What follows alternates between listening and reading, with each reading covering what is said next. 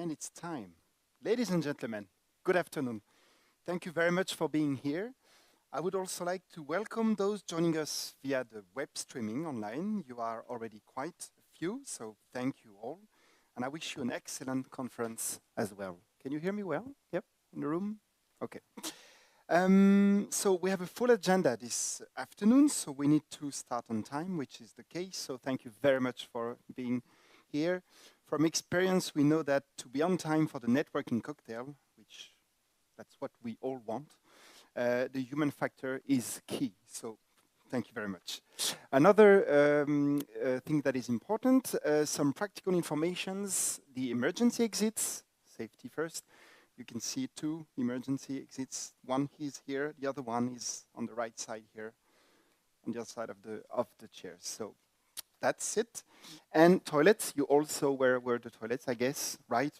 You go out here, it's on the right side, just the other side of that wall.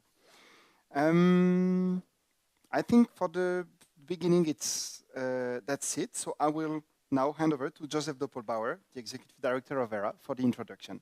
Thank you very much.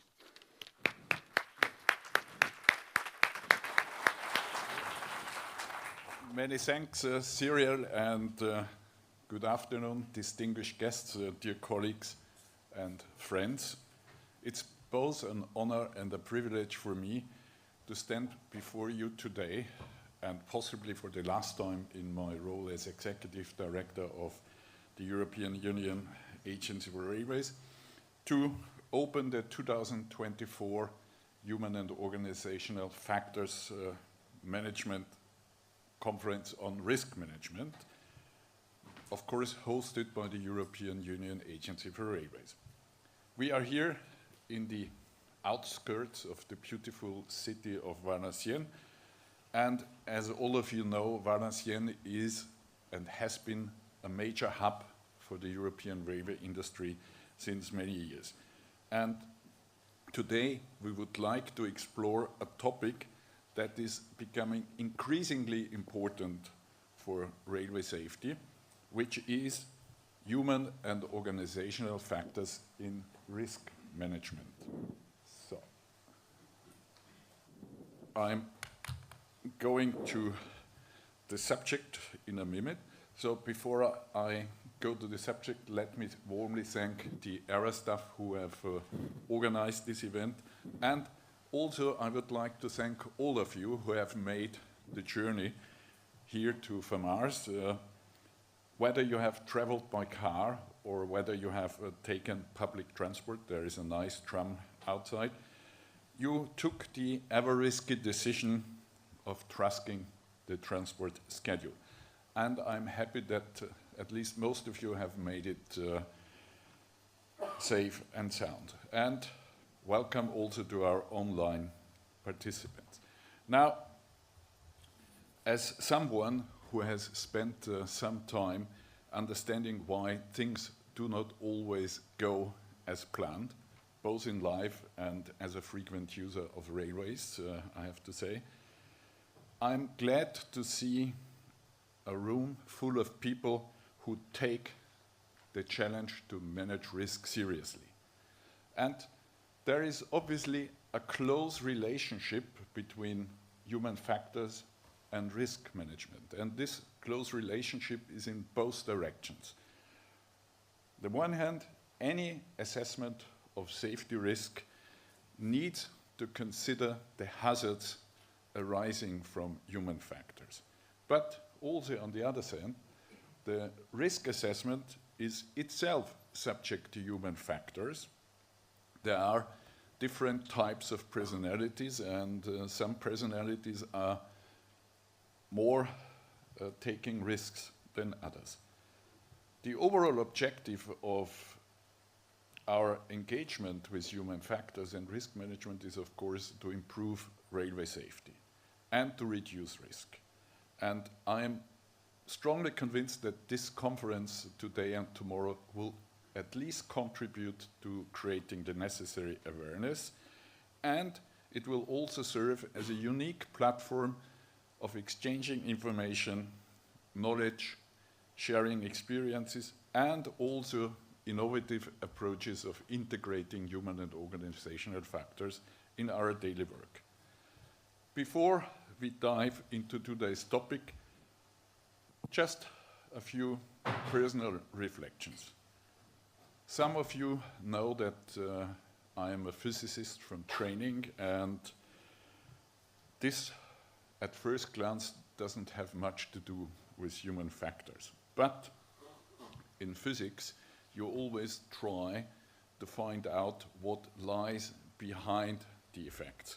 What are the underlying forces that drive complex systems? And in many aspects, human and organizational factors is exactly like that. It is also trying to understand the invisible forces that shape human behavior and organizational dynamics.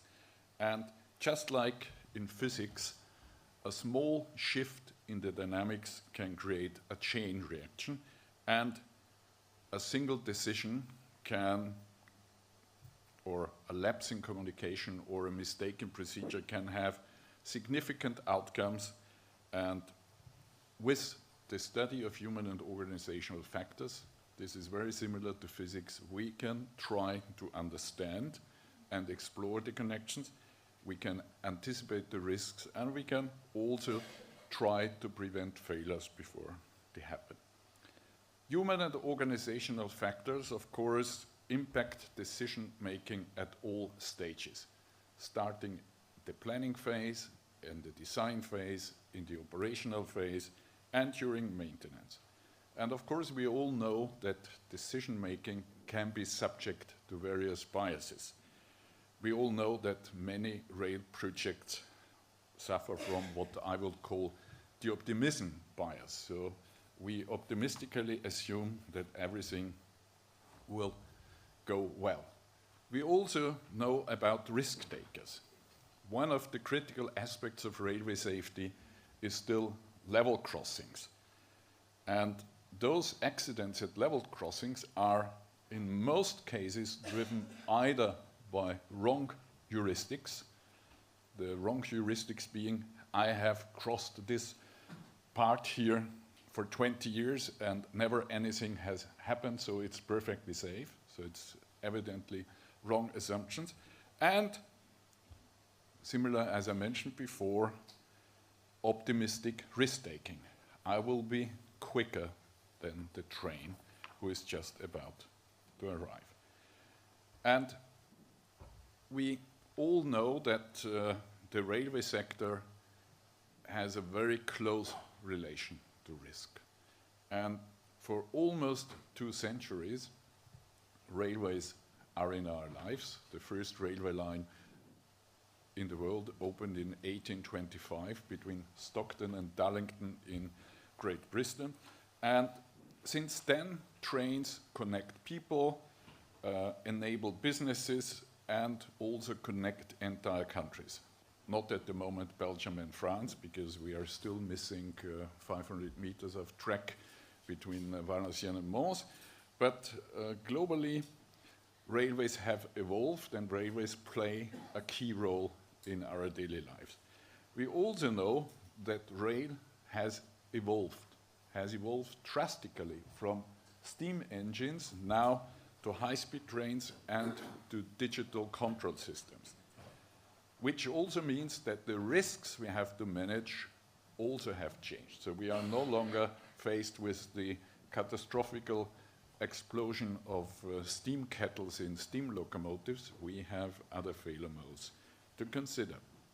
Traditionally, we have focused on technology, on the infrastructure, and on the operational processes.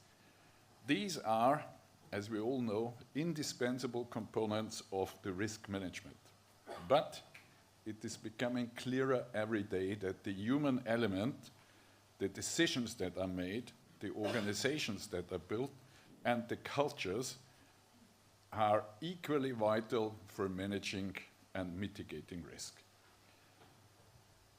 For me, consideration of human factors is incredibly important when we introduce new technologies.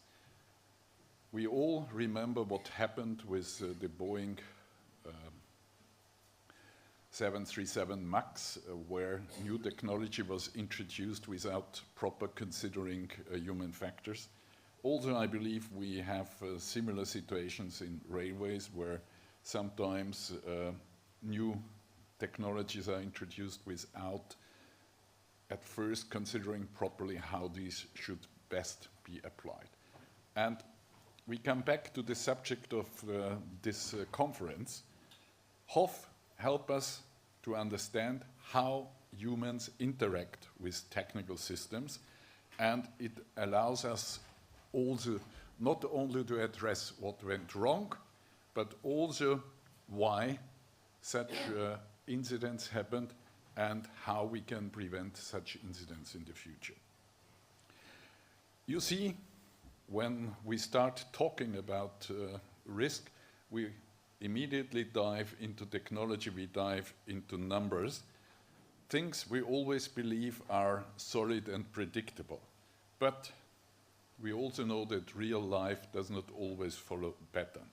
Now, when we shift the attention from technology to the people, we also need the methodologies of HOF to really focus on the people who manage the traffic, who manage the stations, who make decisions and also make decisions in crisis situations, and people who ensure that everything runs smoothly.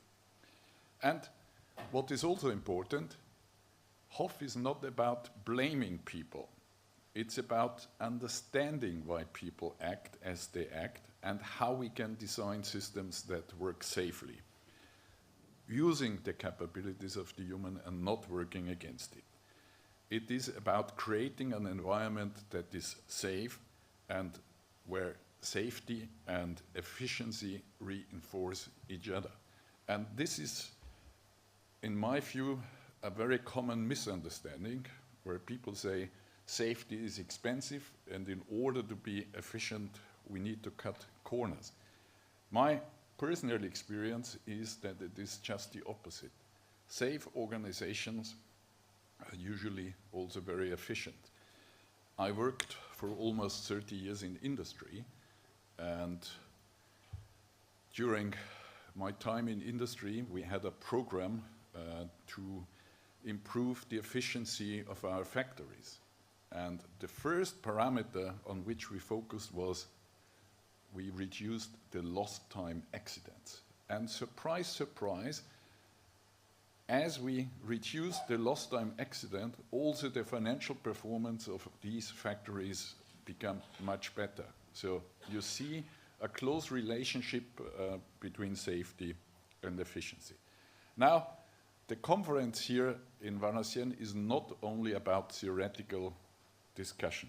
It's about practical examples. And I'm also very pleased to announce that it is the first time that we have asked the audience to send us suggestions. So the program is essentially also based on the feedback that you have sent to us on real-world applications of HOF in risk management and how this can improve safety in the European railway system.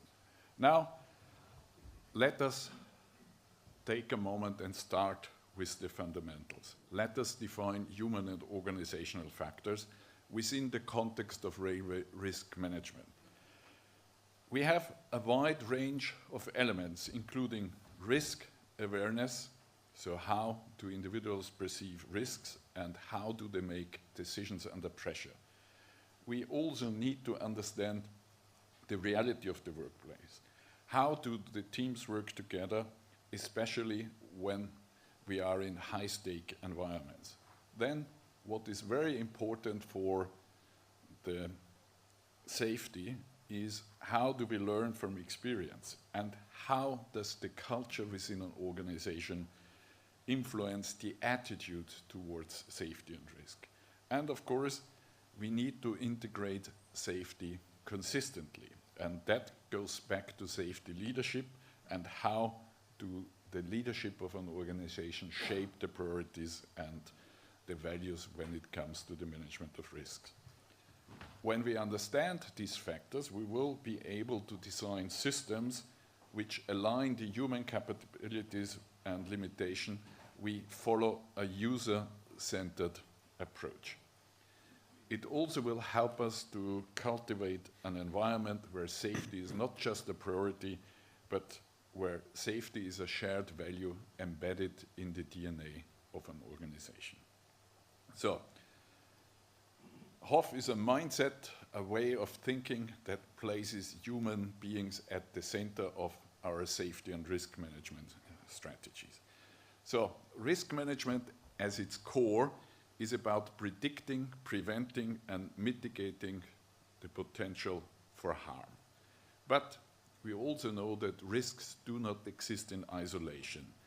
They are always shaped in the interplay of the technical environment and also the human and organizational dynamics. So the integration of human and organizational factors in risk management allows us to reduce errors, to enhance organizational resilience, and to prevent incidents, but also to recover from such incidents more quickly.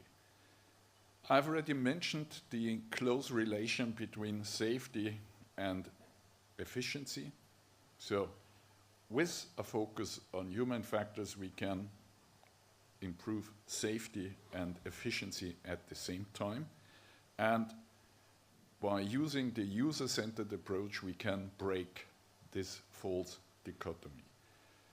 We also will have some practical examples, as I mentioned before, that will be discussed during the 2 days. Firstly, safety culture programs, and we as agency have championed since several years the introduction of a European approach to safety culture, and these are programs that foster communication, encourage the reporting of near misses, and also provide continuous feedback on actual events so that we can effectively reduce risks. Then, of course, training and competency development is another core aspect of our work, but we can also see that human and organizational factors play an important role in how we shape trainings. And a significant part of human and organizational factors is, of course, about learning from incidents. Incident, both small and large. And we have also learned from experience that small incidents can, like in an avalanche, develop into something big. When we study such incidents through the lens of human and organizational factors, we often uncover underlying systemic issues which might otherwise go unnoticed. This will allow us to fix problems even before they occur. I've just given you a few examples how HOF and risk management can be integrated. Much more will come during the program of the next 1.5 days. You will hear much more from our expert speakers, and I encourage you to take into account the approaches, how you could adapt these approaches and possibly apply them within your own organization. Now, if we look into the future, the importance of human and organizational factors for risk management will only continue to grow. We, as European Union Agency for Railways, have always strongly advocated this integration, and through initiatives such as this conference, we want to help the railway sector to make significant progress. But we cannot rest on our laurels. We have to continue to push, to innovate, and to challenge the status quo. We must ensure that human and organizational factors are not just considered, but are really embedded at every level of risk management. Let us not forget that even though we are in a dynamic world, in a world where technology is rapidly changing, one element remains constant, and that element is the human element. As much as technology advances, it is the people, our workforce, our teams, our leadership that will ultimately determine the success of our safety efforts. And in conclusion, I would just leave you with a special thought. HOF is not just a tool, it is a mindset, a way of thinking that places human beings at the center of our safety and risk management strategy. By understanding this, by respecting and supporting people who operate our systems, we can create a railway network that is safer, more resilient, and more efficient at the same time. I am really excited by the program that will work out over the next 2 days, and I'm convinced that together we can shape a future where the integration of human and organizational factors and risk management is not just an option, but a necessity for the continued success of railways in Europe. Thank you all, and I wish you a very interesting 2 days here at the ERA HOF conference. Thank you very much.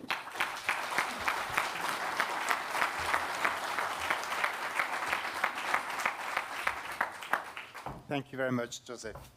Without further ado, we will now immediately start with the first session of our conference, and we will start at the beginning, the individual. I'd like to invite to the stage Estefania Cortés Ramirez. Please, we can give her a round of applause. So you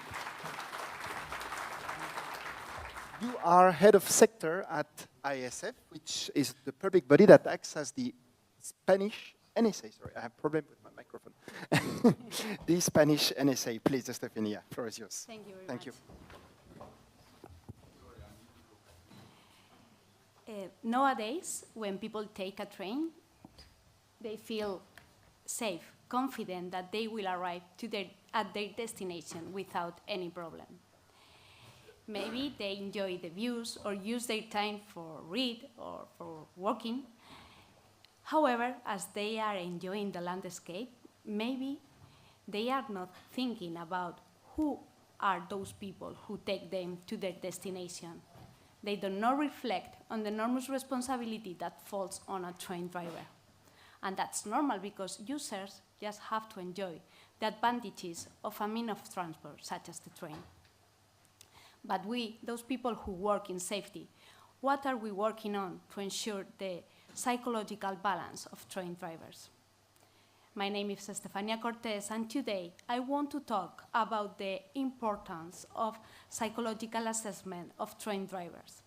And I would like to share with all of you a project that we at the Spanish NSA have developed in order to facilitate this assessment, because we think that taking care of mental health of drivers is taking care of safety.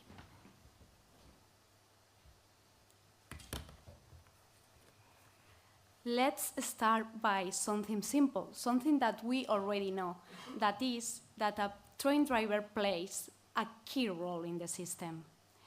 They have to carry out many and important safety tasks. For example, they must control and drive the train, controlling the speed, the brakes, and making a comfortable journey for passengers. They must comply with signals and other rules concerning the railway operation. They need to monitor technical systems such as brake pressure. Also, they need to be very attentive, trying to detect any anomalies that can occur on the train, trying to fix them or to report them. Also, before the trip, they need to carry out pre-trip inspections in order to ensure that everything is working correctly. And in the most extreme situations, they have to handle with emergency situations, trying to minimize the damage and coordinating communication with other staff.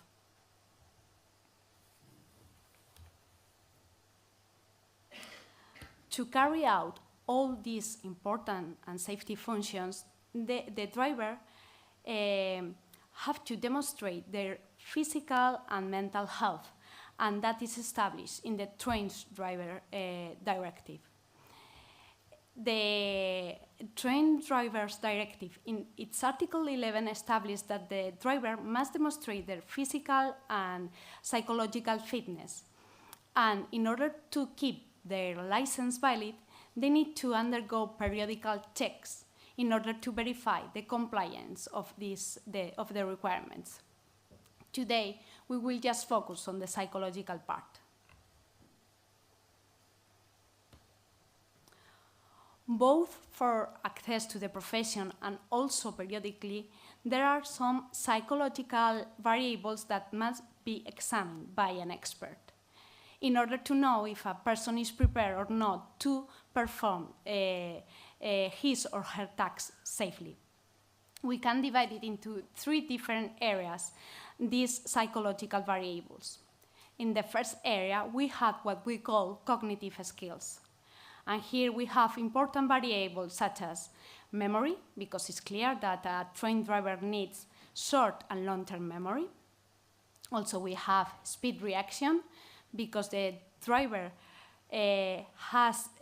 must detect and react quickly to possible risky situations. Also, we have spatial aptitude, because the driver has to manipulate complex and dynamic visual stimuli and make predictions about time, position, and trajectory. Also, we have psychomotor coordination, because the driver must carry out movement with precision and speed, requiring manual or bimanual coordination. Other important variables in this area are the situational awareness, the mental capacity, or the executive functions. It's also important the area of personality, and here we need to assess variables such as sensation-seeking tendency, risk-taking tendency, the perceived control, the responsibility, or kindness. For example, people with high sensation-seeking tendency search for novel, intense, new experience, and they take risks in this search. So this variable is related negatively with safety. And last but not least, we have the area of psychoticism. Here we need to observe aspects as the mood disturbance, anxiety, sleep disorders, or emotional instability. For example, high states of anxiety can lead to decrease the concentration needed to perform tasks safely. So, proper assessment of this psychological variable is important to ensure that the person is prepared to handle stress, to concentrate for long periods, to take decisions, or to adapt to changing situations. And this is important to reduce risks, preventing accidents, and ensuring the safety of passengers and freight. Maybe after mentioning all the enormous responsibilities, safety tasks, or psychological skill linked with a train driver, you may be thinking that that train driver is a superhero. They are normal people. They have great responsibilities, yes, but without superpowers. They are flesh and blood people that have to face, as everyone does, daily problems. So their psychological balance can be affected.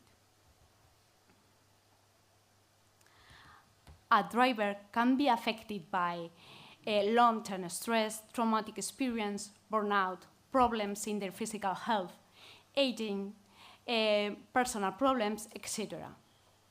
So psychological fitness is not static, and it can be affected by a combination of internal and external factors that change over the time. And these factors can affect a person's ability to handle stress, concentrate, or take decisions.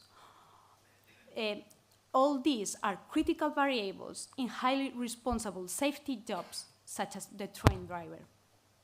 Therefore, periodical assessment of these variables is important to keep mental health in optimal conditions.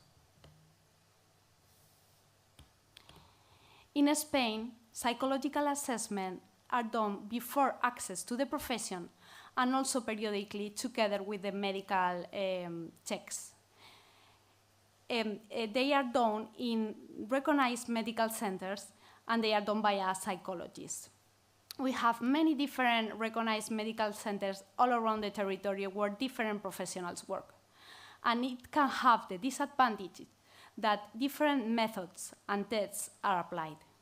So to try to standardize this situation, the Spanish NSA has promoted the development of an application to assess these psychological variables.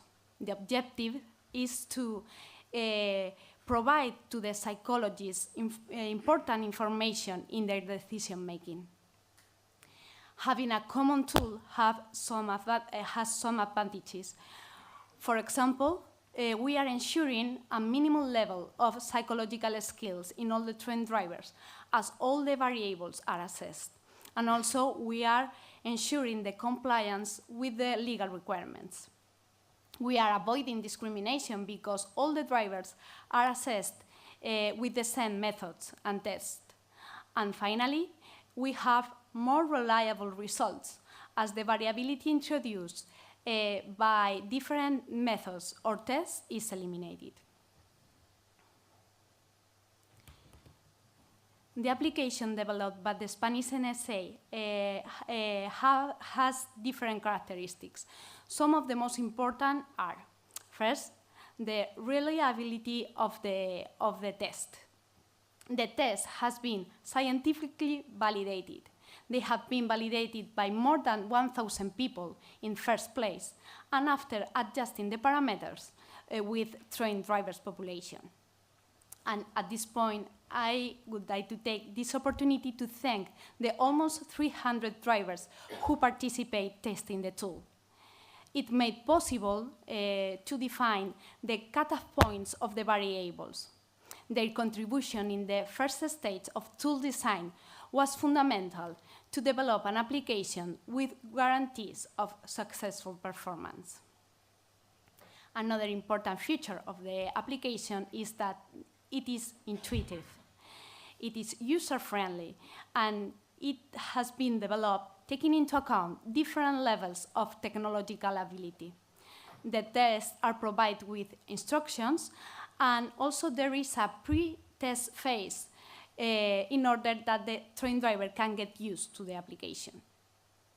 Also mention the confidentiality and data security. It complies with the legal framework in this field, and all the personal data and results are treated confidentially. The scientific evidence of the test. All the tests have been designed, backed by current scientific and psychological research, and is planned to be reviewed and updated periodically. The application also has an holistic point of view, as all the variables and areas that I mentioned before are assessed. And finally, it's important to note that the application does not make a clinic diagnosis. It gives important information to the psychologist, but it's the psychologist the competent to determine if the person is fit or unfit in psychological terms. The application provides a final report where you can see the different values of the psychological variables. Also, it issues a final conclusion where the person can be framed into 3 different groups. In the first group would be those assessed who have had normal results in the variables within the cutoff points, and where no potential risk on the railway operation was detected. In the second group, the group represented in yellow, would be those assessed in which the application have detected a higher risk of impact. And finally, in the third group, the group represented in red would be those assessed in which the application have detected a high risk in the railway operation. As I mentioned before, the application gives important information to the psychologists, but the psychologists have to verify it during the interviews that take place during the assessment between the psychologist and the train driver. And as a picture worth more than 1,000 words, I want to share with all of you a short video where you can see some of the tests and how the reports are issued.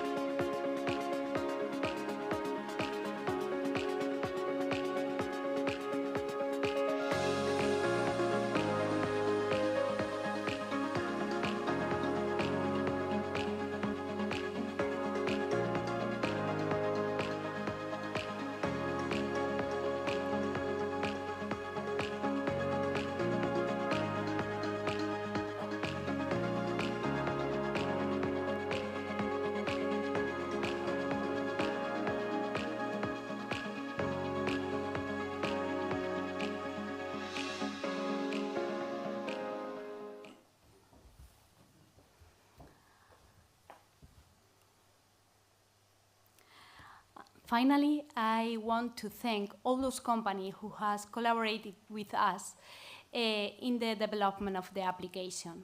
I want to give a special mention to the psychological department of Renfe Recognized Medical Center because they did a great effort during the definition of the cutoff points of the variables. Of course, I want to thank all of you for your attention today, and I want to thank the European Union's Agency for Railways for giving me the opportunity to be here today and share this project with you. Thank you very much.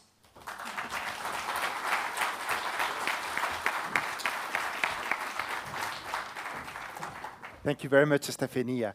If you have some questions for Estefania, please keep them for the panel discussion that we will have at the end of the afternoon, where all the speakers will be here on the stage. For the remote participants, if you want to send us some questions that you would like us to ask to the speakers, you can use the functional mailbox that is hofconference@era.europa.eu. So thank you very much. I will now hand the floor to Paul Litch. Paul, you're here. Please welcome on the stage. We can give Paul a round of applause. So Paul, you are the head of human factors at RSSB. RSSB being the Rail Safety and Standards Board, the independent safety standards and research body for the Great Britain's rail network. Please, Paul, the floor is yours. Thank you very much. And just waiting for my slides. Here we go.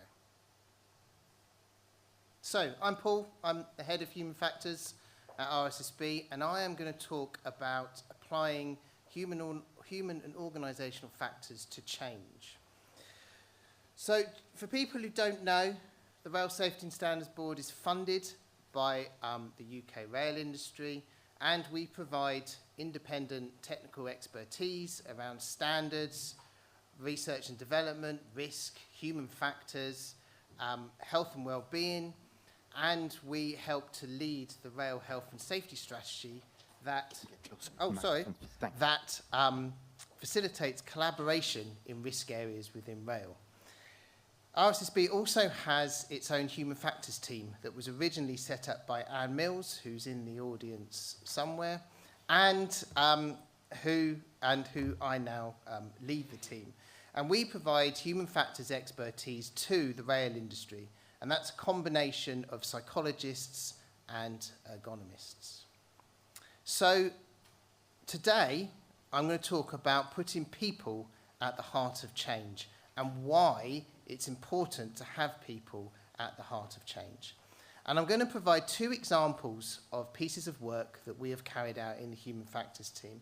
The first is more process-driven. So it's how you create a change process that considers and includes people. The second one is more culture-driven, and how you develop a culture of psychological safety and a coaching culture which helps facilitate change management. So why include or consider people in change? Now, this diagram sets out a concept called organisational drift. And this is where change takes place, whether it's major change or incremental change that is little changes over time. And if it's not managed correctly and people are not a key part of that process, you can start to get degradation in your safety management systems. So that's in your safety management system, in your technical standards, potentially in competence. But what can also happen is you can get degradation in your oversight procedures. What that means is an organisation starts to become less able to detect when their performance and their safety standards are degrading. And what you end up with is what's called a performance mismatch. And this is really where the organisation believes they are performing very well because their oversight systems are telling them they're performing very well, when in actual fact, they are not performing very well. Having people at the heart of change, building psychological safety, allows organisations, firstly, to better understand the sort of more messy reality of work, how work is actually done, and therefore how a change can influence and positively impact work.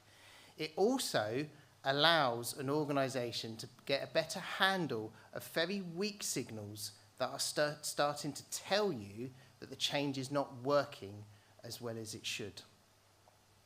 So, the first piece of work, this was with a rail infrastructure organisation, and they were changing the rules and procedures around how they manage possessions. So this is where they take control of a piece of track to carry out maintenance, and the rules around how they set up safe systems of work. This was very technically focused, very engineering focused, and their concern was that they weren't managing people well enough through the change. And so they asked us to have a look at their procedures or on their processes.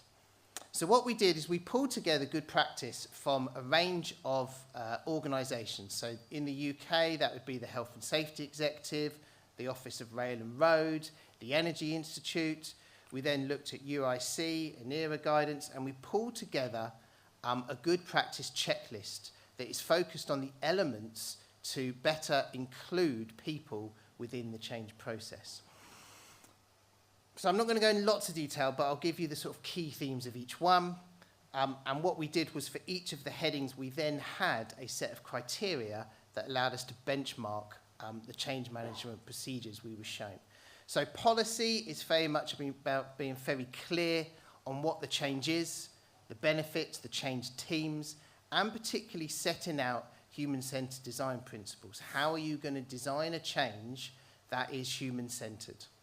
Leadership is very much around formalising leadership behaviours. So rather than assuming leaders and managers are able to implement change, It's actually setting out the behaviours and the training that they will require.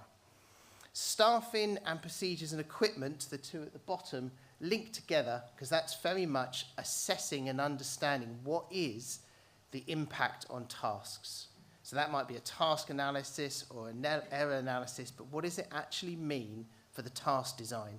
And that is particularly about working out work as done versus work as imagined. If a change is developed and introduced on the way the organisation thinks the work is done, it may not well match how the work is actually done, and therefore you start to get a mismatch. Emergencies is really thinking about, well, if the change is implemented in normal operations, does it actually affect in a positive way or a negative way degraded and emergency operations? Involvement, and the difference between involving and participating people. So involving might be gathering feedback, but actually change does involve participative decision making.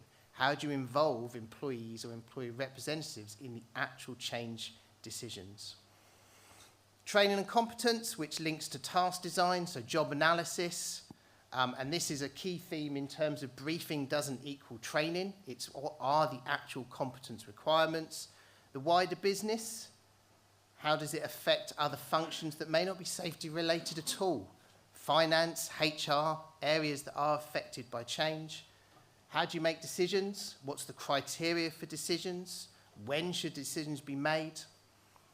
Communication, particularly how you understand and manage communication vacuums.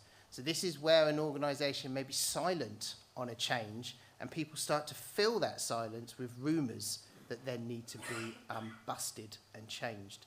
And then measuring and monitoring, particularly activity-based and outcome-based measures. So how you actually start to measure the progress to say you're going in the right direction. Some key lessons from this piece of work that are general to change and putting people at the heart of change, but a focus on hearts and minds. Change can be quite technically focused. There can be, and there were in this example, many different procedures, many different versions of the same briefings, and actually how do you get to the one version of the truth? Thinking about leaders and what they actually need to do, thinking about contractors, and also when it comes to task and job analysis, thinking about technical, behavioural, equipment and staffing, really getting a handle on how does that actually affect the people. Moving away not just from briefings, but actually blended learning. How do you actually train people? And as I said, how do you actually fill communication vacuums? And when it comes to change and people and managing anxieties and fears and understandings, these communication vacuums can be very powerful because rumours can quite quickly turn into truths that never really existed, but they start to become a much clearer reality for people on the ground. So you want a change management process that involves people, but you also need a culture that allows people to be involved in a change management process. This was a slightly different change, and this was another rail infrastructure organisation, different rail infrastructure organisation. But what they were trying to do was get a better handle on what was actually happening on the ground. And what they wanted to do was change their safety conversations from safety audits to actual conversations where they were looking to build psychological safety. And so what we did here was we created an aide-memoire that allowed the executive leaders to actually have safety conversations which were aimed at building psychological safety within their teams. So what is psychological safety? I won't read this out, but it is around having an atmosphere and a culture within organisations and within teams that allow people to feel comfortable with speaking up with ideas, questions, concerns and mistakes. And the key thing about psychological safety is it isn't just about people talking about mistakes or errors or issues with work. Psychological safety is associated with higher levels of innovation. So it's actually also important around allowing people to feel able to come up with ideas, talk about ideas without feeling that they would be ridiculed. So why build psychological safety? Well, it can lead to better engagement and well-being because you have a much more open culture. From that, you get better organisational learning because you are able to have better dialogues. You're able to better understand what is actually happening. And then that leads to better performance outcomes because you are able to then work out, well, actually, what is happening and how do we make an improvement. And as we've got psychological safety, we are better able to know if that improvement is actually happening and how we start making more incremental change. So what we did to develop this aid memoir is we carried out a detailed literature review to identify the core leadership behaviours that are associated with building psychological safety. Again, I won't go through all of these, but I will pick up on a few. The second one is really important, communicating that it's acceptable to make mistakes. And quite a bit of this links to honest leadership. So actually highlighting it is okay to make mistakes. These are opportunities to learn. Understanding staff perspectives, so really going over the fence to the staff and employee side of the fence to say, well, actually, what does it look like here? What does it look like from your standpoint in terms of how the organisation is operating? Facilitating reflection and growth, so not telling you should do this, but actually trying to have more of a coaching conversation to say, well, what is it that we actually need to do? Admitting you don't know everything, so actually having that level of honesty to say, well, actually, I don't know. I don't know what the answer is, but I can find out what the answer is, and trying to dismantle hierarchy. Hierarchy, telling people, trying to be the sort of superhero are barriers to psychological safety because they start to put up barriers in terms of how people start to speak to each other equally. Taking a coaching style, which again is very much around reflecting and also taking away actions and particularly being transparent. And that can be that you're actually transparent in there isn't anything I can do right now. But it is being more transparent in how you communicate and what is actually expected of you and of your team. So the aid memoir was structured around the GROW model. So the GROW model is a well-known coaching model. And what we then did was we had the coaching model. We built stages around each coaching model for safety conversation. We mapped the leadership behaviours to each stage. And then we added in some example questions that a leader could ask when they were running a safety conversation. So it's not a checklist, it's more of a handy set of questions and behaviours for them to look at when they are running a safety conversation. So it starts with setting out the goal of the conversation, so setting the scene, making sure people are able to participate.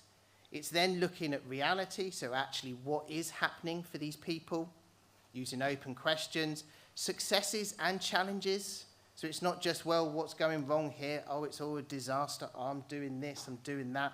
It's actually, well, actually, what are we doing well first? What is going well? What are the challenges?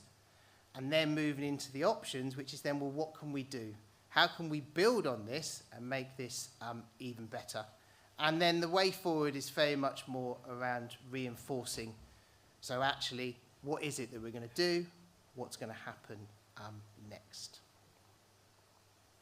So the aid memoir was then supported by a leadership evaluation questionnaire. This is not a very detailed questionnaire. It was more to try and facilitate a bit more of the coaching culture to help leaders say, well, actually, how did that conversation go? How could I do better? What could I do differently? And then we ran a training session, which was more operational-based session. So what this was the organisation picked a range of typical safety conversation situations that the executive team find themselves in, and then we used those to practice using the aid memoir so they could see how they could integrate that aid memoir into their existing behaviours. Because leadership development isn't really about changing leadership style, it's about developing and helping people flex their leadership style, which is where this aid memoir fitted. Feedback's been very positive. The main thing they have found is that they are picking up a lot of safety issues and challenges that they are then feeding back into their safety management plans.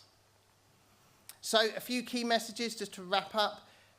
When it comes to change, people will always deliver the change. Whatever the change is, a person will be there, whether they are delivering it or implementing the change. So that really does, as said at the start of the conference, set the mindset around, well, human and organisational factors have to be considered if you're going to have people there. And that is very much about understanding the impact, winning over the hearts and minds, and then trying to build this type of culture that allows a much more open dialogue.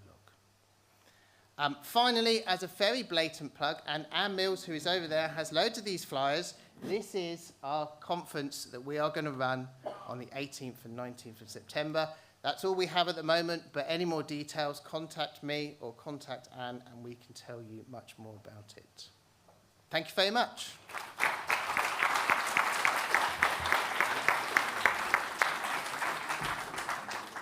Thank you very much, Paul. Same thing, if we have some questions for Paul, please keep them safely for the panel discussion further on. We'll now open the second session of this conference, HOF integration in design. And for that, I would like to invite to the stage Dr. Nora Baffel. I think I saw you, yeah, just here. Please welcome to the stage. A round of applause for Nora. Also, and Vincent Pargat, so both at the same time. Yes, so, sorry. And Vincent, also a round of applause for Vincent. So, Nora, you're head of human factors at, and I will butcher this name, I'm sorry. You can say Irish Rail. Irish Rail, it's enough. So, welcome. And Vincent, you're a human factors and ergonomics engineer for more than 12 years at Alstom. Yep. Thank you very much. Please, Nora, Thank you. Good afternoon, everybody. So myself and Vincent are going to talk about a collaborative piece of work that we did between Irish Rail and Alstom on our new fleet project. I'm going to start and set up the project a little bit for you, and Vincent is going to have the far more exciting job of actually talking to you about the train and the work that we did. I also want to acknowledge our colleague Philip Floric, who worked very closely with Vincent during this project. Oh, thank you. I have swooped in at the end to take all the credit, but actually he did most of the hard work. So just to set the scene a little bit, we're going to be talking here about human factors integration, how we integrated human factors onto an engineering project to design the train. So we have a safety objective to try to reduce any safety risks, minimize the risks of errors and their consequences. But there are also business advantages to doing this. We should be able to reduce the procurement risks and increase the efficiency of the final design. So at Irish Rail, we have a standard, a guideline on change management, as you would expect. And we have underneath that another standard about integrating human factors into any change projects around plant, equipment, infrastructure, or operations. So it's under that framework that this work was done. When Alstom won the contract, we agreed that our two teams would work together to address the human factors issues on this project. So the presentation today is going to tell you a bit about the highlights of that. So I'm just going to give you a little bit of background on the project. So overall, the project is called DART+. DART is our local commuter rail in Dublin, in the capital city of Ireland. The project, the overall program has 7 different work packages. Most of those are infrastructure based around increasing the capacity, and we have other human factors projects working on those. Today we're going to be talking about work package 1, which was the fleet that will deliver the increased capacity over the Dublin area. So this is the project to replace our rolling stock. At the top we have a picture of our current rolling stock on a typical grey Irish day running alongside the sea. And at the bottom we have the lovely new fleet, and it's going to bring with it the sunshine, apparently. So we have a 10-year framework with Alstom to deliver these trains. This is the first work package, and these trains are coming in advance of many of those infrastructure upgrades. So they are electric trains for the most part, but the first order will include some battery electric trains as well. Excitingly, the first one has just arrived in Dublin in the last few weeks to be assembled and will be tested in the next weeks and months to come. So, moving on to the human factors integration process. So as I mentioned, we have a process, a guideline in Irish Rail on how to do this. The first step, and this is internal in Irish Rail, is to assess the human factors scope that is within any proposed change or project. And we have a tool that we call the Human Factors Impact Assessment tool to do that. It's very simple. It's not quite as simple as shown here, but it's 14 factors that we just address. They're trying to be quite practical factors that a project manager can sit down with a human factors engineer and say, yes, we are changing the environment. So on a new train, we have a new cab environment for drivers. We have new saloons for passengers. So it's an entirely new environment for those end users. So we go through each of these factors and assign them a rating from 0, we're not changing at all, to 3, it's a big change. On this slide on the left are mostly more kind of engineering, technical changes, more traditional human factors integration, I suppose. With the new fleet, most of those are affected to a fairly high degree. So we have new alarms, we have new human-machine interfaces, particularly in the train cab for the driver. We have a lot more screens on this train than we've had on any previous trains. And on the right side of the slide, these are more organizational factors. So those aren't scoring as highly in this project because we're not changing things like how we communicate between safety critical roles or the leadership or supervision of the train drivers, so more the organizational factors. We do have information provision there is possibly going to change because the train will come with a connected driver advisory system, so that could potentially change the way that we provide safety critical information to drivers. So with this tool, whatever is the highest score in those 14 categories sets the impact for the whole project. So if you score only 1 3, it's a high human factors impact project. This one had a number of 3s, so we don't have a very high category, but it probably would have been. So within our standard, we have a process defined for how that scores then. If there's no human factors impact, we say thank you for coming to talk to us. Good luck with your project. If anything comes back, come and talk to us, but you don't need to do anything more with us for your project. It may be just a very technical change. If it scores low, we do quite a light approach. We try to get engaged in the risk assessment process, identify any issues that might come up and manage them through the safety assurance process. And for medium-high projects, we follow a more traditional human factors integration approach.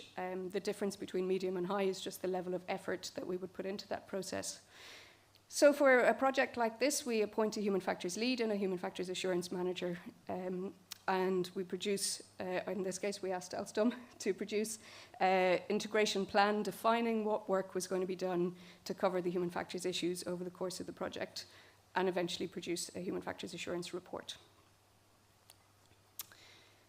So this is a picture of the guidance, the standard that we have for that, and just the objectives of the process, of the human factors integration process, are to make sure that we do consider human performance in the design, that we're thinking about those human capabilities and limitations as the new train, in this case, is designed, and mitigating the human factors risks that arise as we go through. And Vincent is going to tell you a little bit more about how we did that in practice.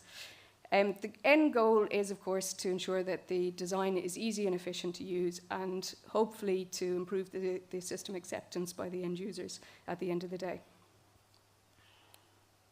I'm going to hand over here, and you can talk about the practical way we did it. Sure.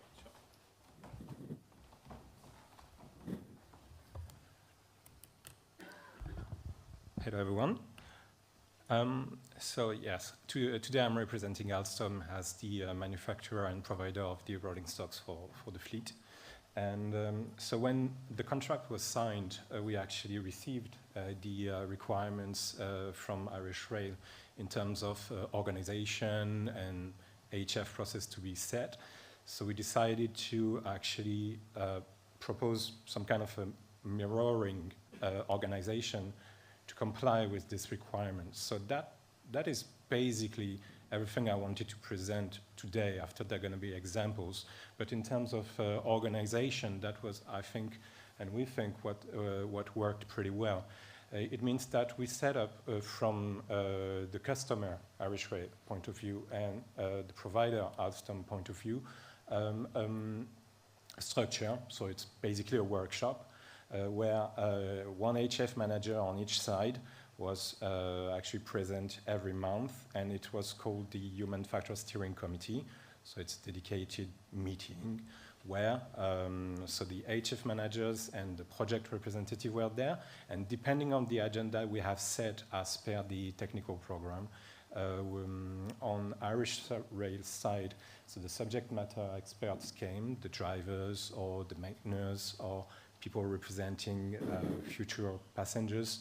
And on my side, I was inviting, when it came to, I don't know, cab architecture, the cab architect, or the train architect, or the maintenance service representative, etc. So we had a dedicated structure where we could every month discuss about specific HF topics and have a long follow-up throughout the life of the project. Okay, and everything that we had to follow, we logged it into the human factor issue register, like in most of the human factor engineering project. Okay, so that was described as the way of working at the beginning of the project, and basically what we did is a human factor assurance plan where we described everything we wanted to do in order to assure that the design is as per the user needs, actually. So I'm not going to get into the details of that. I'm just going to just give you a brief overview. So we are in Alstom in heavy machine delivery process. So it's an old school V-cycle with a lot of work in the downward spiral, not spiral, but downward side of the V-cycle, when a lot of things are done in the design stage. So that's the green framework, early stage and requirement management. Then after, but it starts quite early, yeah, for the cab engineering, for instance. We are doing the user-centric design, so cab engineering, passenger area engineering, seat engineering, etc., etc., train control, HMI engineering. And when everything is set, then the train is assembled, and now, as Nora said, the first train set are actually in phase of delivery. So everything that we have to do in terms of human factors engineering has to be done, I would say, in 2 years max from the start of the contract, and that's the timeline you have here. So for the technical activities, we've selected 4 areas just to illustrate a little bit, because it's quite nice.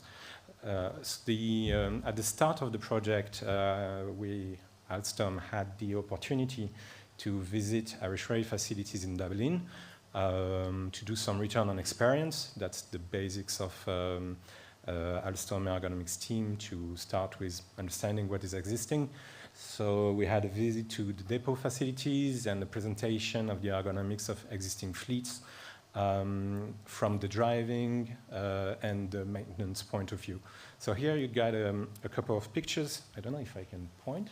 Yeah, I can point, and it doesn't appear on the screen. Anyway, so you can see on the right-hand side picture that this is one of the practices of the Irish Rail train drivers, to actually check the platform before departure, just in case there is any risk in terms of door operation, because in Ireland, or actually in Dublin area, you are in a driver-only operation. So there is no ticket man checking the doors. So the actual technique is for the driver to ensure that all doors are closed before leaving.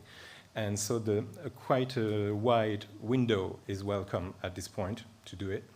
But the train, the future train we were going to deliver, has not such a wide window. So we had to duplicate or to replicate the actual function without providing a sightseeing view through the window. And the new train has a CCTV system for door checking, which is a technological system to actually perform the same function.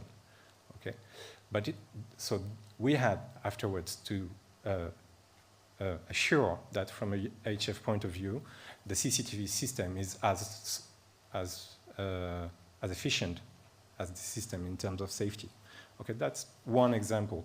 We had other examples with, seat ergonomics or driver desk ergonomics or HMI ergonomics that we were a little bit more confident we could a little bit supersede in terms of technology with the new Alstom cab.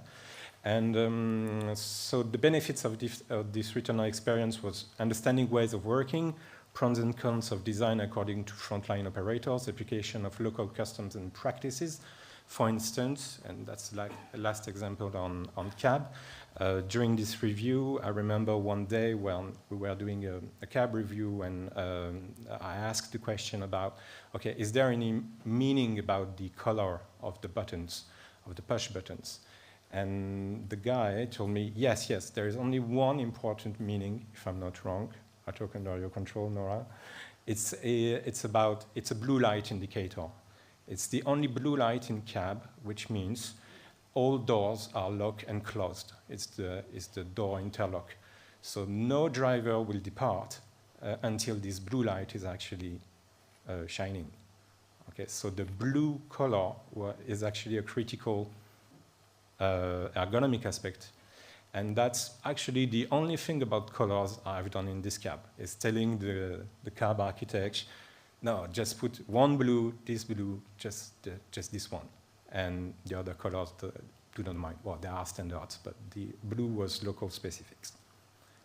But that's about the return on experience. Then, just to show you what Alstom Ergonomics expertise is doing in terms of cab. So you might recognize at the upper left side the positioning of the external visibility signals as per TSI or EN 16186/1. So we are in charge of doing the visibility analysis, so putting in the geometrical space the external signals, and then from the inside of the cab using CATIA, the associated system CATIA mannequins, checking the visibility. You can see the red frame here for the audience here. This red frame is actually simulating the subjective visibility of the driver. So we can see that in the external space, the signals, low and high signals, are actually visible. And CATIA also allows to determine reachability zones into the driver desk, and biomechanical analysis are also possible to be performed using the ruler biomechanical test. So that's about cab, and that was computer simulation, and then after we were using cab mockup, 2 cab mockups actually, because Irish Rail had the very good idea to ask for cab mockup delivery early in the process. So we had on the column of the left, you can see 3 pictures of what the ergonomics team has done in the cab mockup scale 1 low fidelity mockup. So we have a wooden mockup of the cab, which was delivered in Dublin, and then we had a row of ergonomic testing with 12 drivers from Irish Rail, and it allows us, as it's written on end user consultation, 14 drivers, including 2 women. It's hard to find women in the railway industry at driving position. And so in the low fidelity mockup, we actually checked the general space, the seated and standing position, the screen, actuator position. And in the lower picture, you can see that also the drivers had the opportunity to suggest new layouts for the push buttons, and at the end of the day, they were requested kindly to find a consensus. And this is how the layout of the driver desk was actually designed. And then 1 year later, for public consultation purposes, mainly a full-scale realistic mock-up was produced and delivered, where you can see the level of realism that can be achieved, and everything was checked, including PRM areas and readability, etc., etc. So what I wanted to say in this slide is that having actually the physical environment, available for end-user testing allows some kind of realism that relates in a certain way to my mind, to embedded cognition theories, where the knowledge and the intuitions that the people have are somewhere related to the fact there are bodies into a certain environment, and where you put drivers in a physical cab, even though it's just wood and paper, and when you actually simulate the future work activities, they get involved very much into the psychological process of working. I'm going to be quick on that one. We also performed some user experience assessment of driver-machine interface, also with a panel of drivers mixed, and scenario-based approach on dynamic mock-ups, checking some scenarios like setting cab temperature, checking bypasses, checking CCTV, etc. And we used that inputs from the drivers to assess the HMI at some point, do some design evolutions, and then deliver a better product. And finally, I'm going to be quick not to overshoot the timing. For maintenance purposes, based on what Irish Rail Fleet Maintenance Service showed us and explained to us on their way of working in terms of maintenance of existing rolling stocks, we checked a certain amount of tasks in order to make sure that they are repeatable on the next train and provide recommendations in case they are not that ergonomic. And that's it. I will hand it back to you, Nora. Thank you very much. You're welcome. I think that's all the nice pictures of trains now. So throughout this process, all these studies that were being done and assessments, they did identify issues that had to be resolved during the design, and we used a human factors issues log to track those and close them out. So Alstom owned the human factors issues log and update it as the design progressed, and it was discussed regularly in those human factors steering group meetings. So, as we mentioned, the first train has now arrived in Dublin and being assembled. So now we move into the validation phase, where Alstom have done their design work, and at Irish Rail we'll start to take over more of the validation, some of those open items on the human factors issues log that we need to look at how it will work in practice to get the evidence to say this is not an issue, or maybe to make some small adjustments to procedures, maybe some training needs identified. So some examples of the kind of things we're going to look at, the driver-only operation using those CCTV screens within the cab, that will be new to Irish Rail, so we will be doing some validation testing around that in normal integrated operations to check how well those perform. We want to make sure that the visibility in practice is as good as the simulations showed it to be. And there's also some fine-tuning to be done around the timing of when those CCTV screens come up and how long they stay up for. We still have to finalise the alarm design. It's one of the most annoying topics. You want to spend a long time on alarms and analysing them and do it early, but of course you don't have the list of alarms until the train is almost finished. So we still have some workshops to do around alarms. We want to be very strong on the principle that the alarms should only be presented to the driver if they need to take action on the alarm. Otherwise it's just annoying information for them. And once we've completed that exercise, we will also collect feedback then as well during the testing and validation to make sure that we got that right and there are no unexpected bad actors in the alarms. There are still a few open points on our human factors issues log just around the cab design and the saloon design. There are things where we believe the design is as good as it can be, but maybe we can't be certain until we've checked it in real life. So we have to close those out. One of them is around checking the signal visibility, that again those CAD models were correct and that the signals are visible from the new fleet in all circumstances. And the use of the driver advisory system as well, which is more of a business change, procedure change for us. We don't have that system at the moment on any of our fleets, so we need to look at how that integrates into our operations.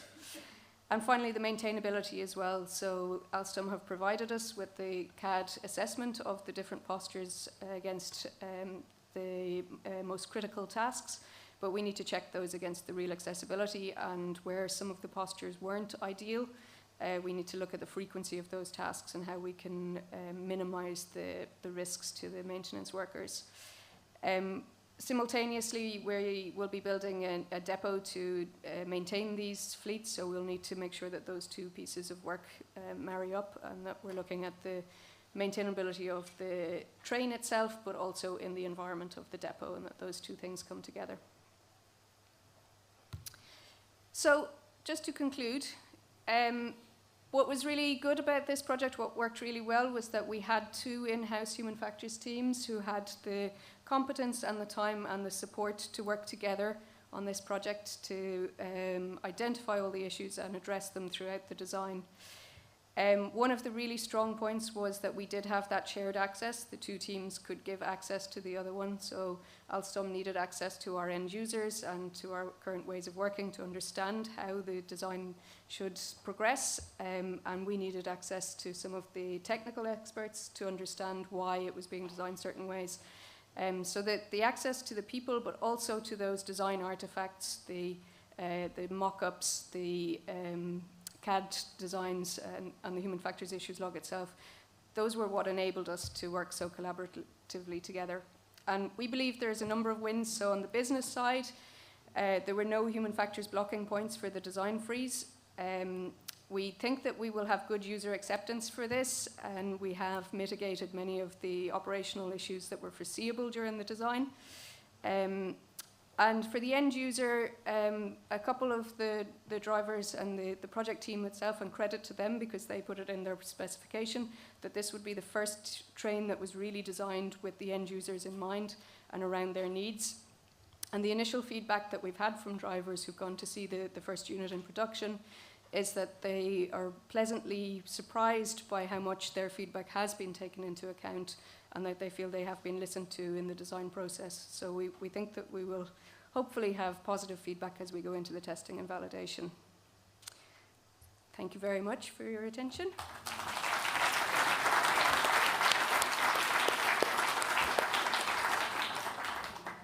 Thank you very much, Nora. No, For 1 second. they're not letting us leave. Thank you. We keep you on stage.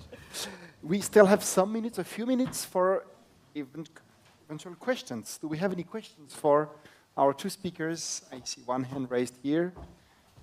I see another hand raised here. Maybe 2, 3 questions maximum, and then we go for the coffee break. So first question was up there. Thanks.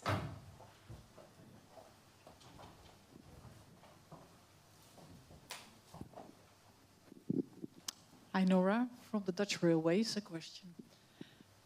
How did Irish Rail, or how did you ensure that human factors were such an important aspect during the development of this new train?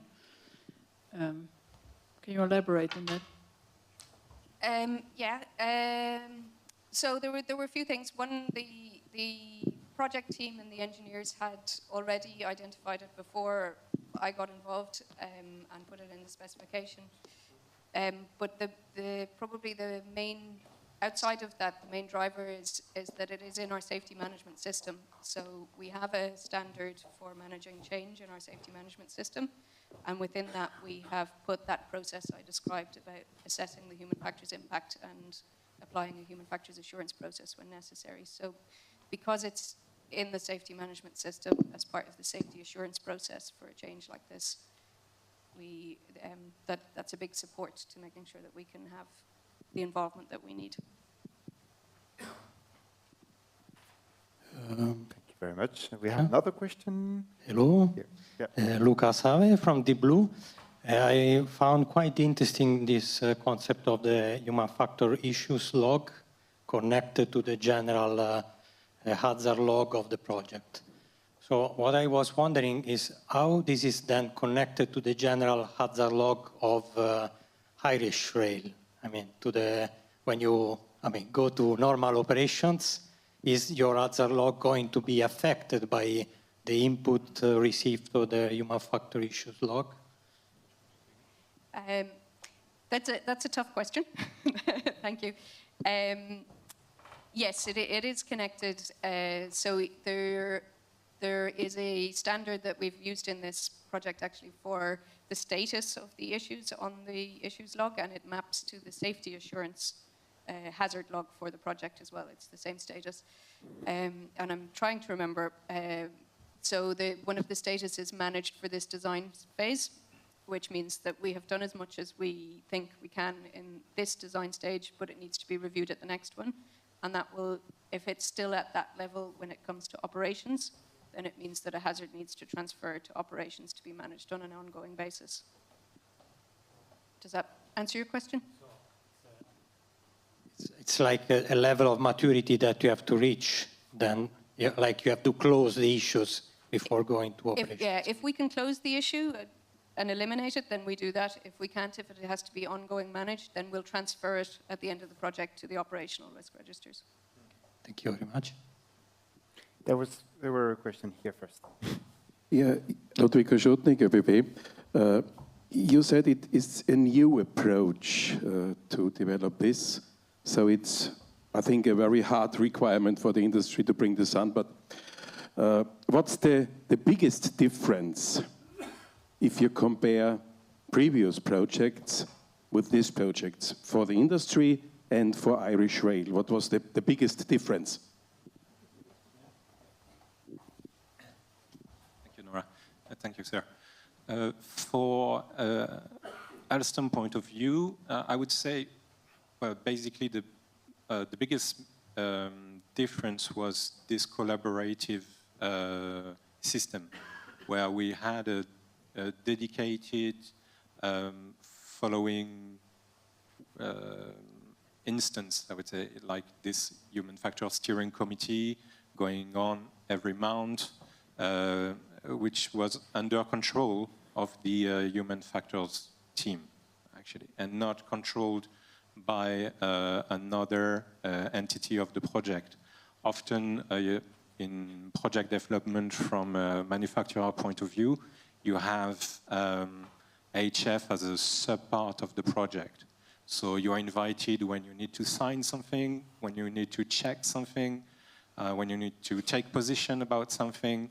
But here, at the beginning of the project, and I have to thank both Alstom and Irish Rail teams for that, but Alstom told me, okay, organize the way you think will be the easiest in terms and the best for HF, knowing that the requirements are high and that you're going to have to involve all the parties, etc. And so, yeah, I would say that was this using this committee and this public place for HF the biggest innovation.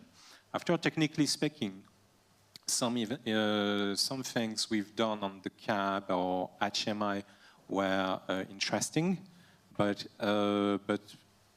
talking about Alstom, this is things that we are doing on every train when possible and when the budget is here to do it.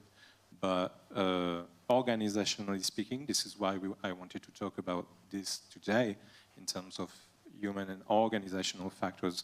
I think it's important to be well coordinated between the operator, the future operator, and the manufacturer.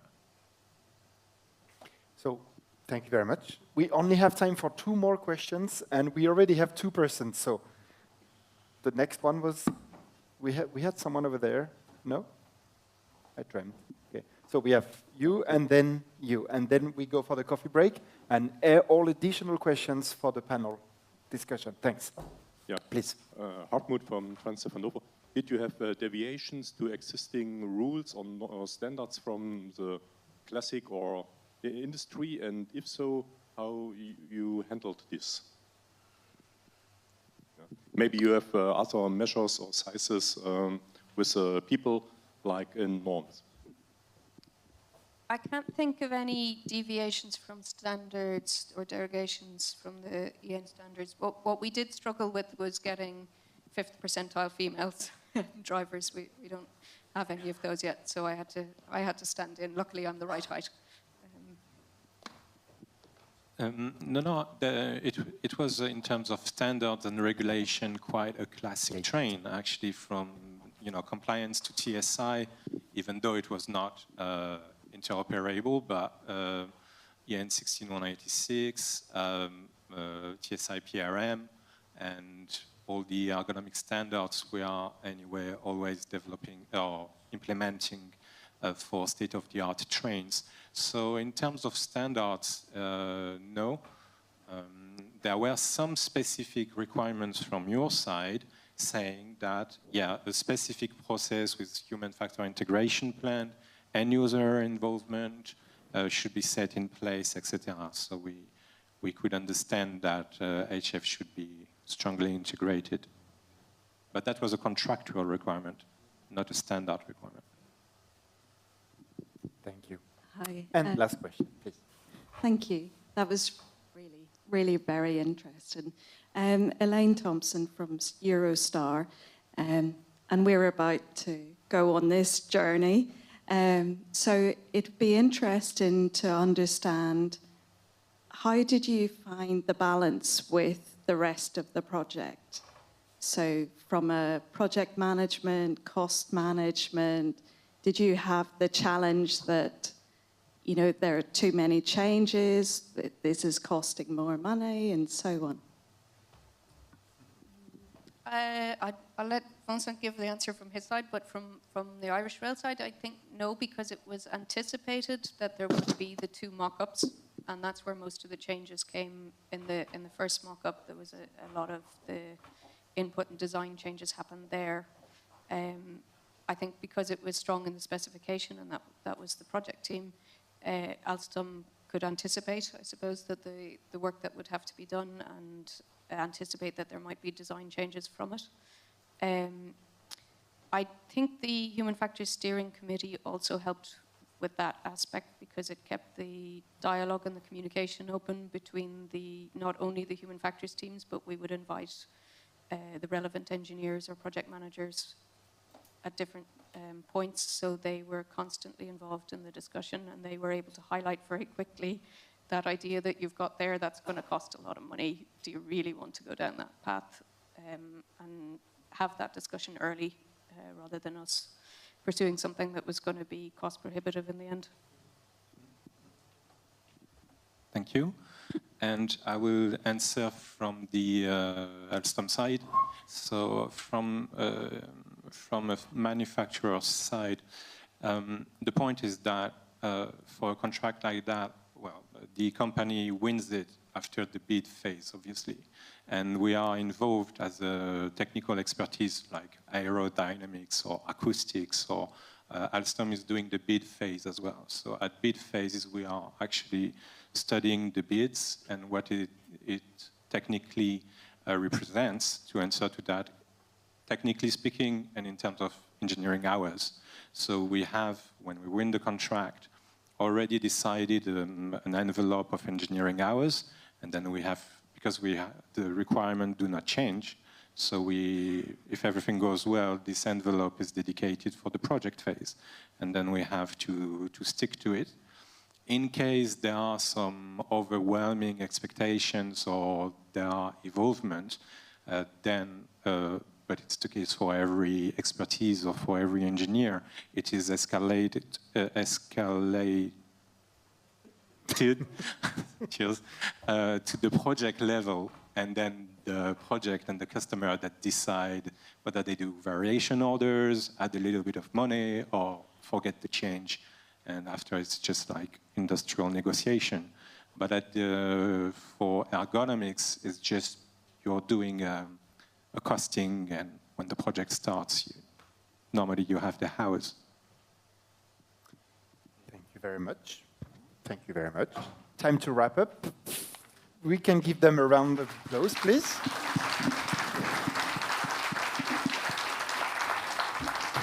And now I invite you to enjoy a 30 minutes coffee break. Please be there at 3:30 exactly. We will resume the conference. Yes, I'm the master of clocks.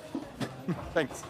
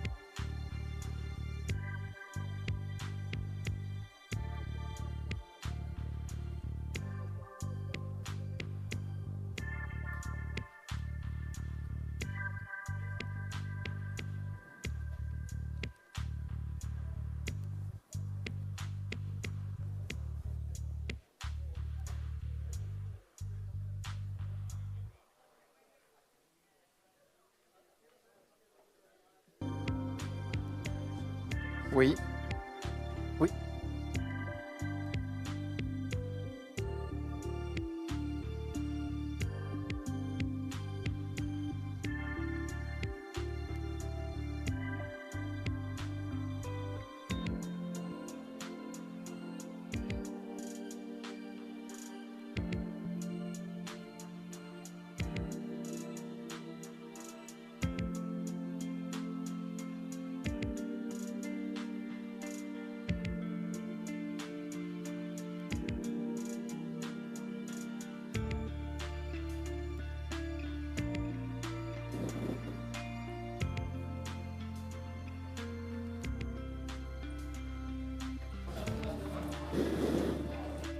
So, ladies and gentlemen,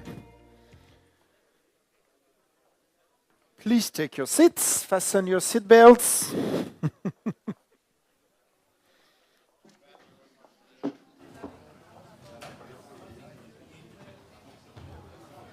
We are about to resume.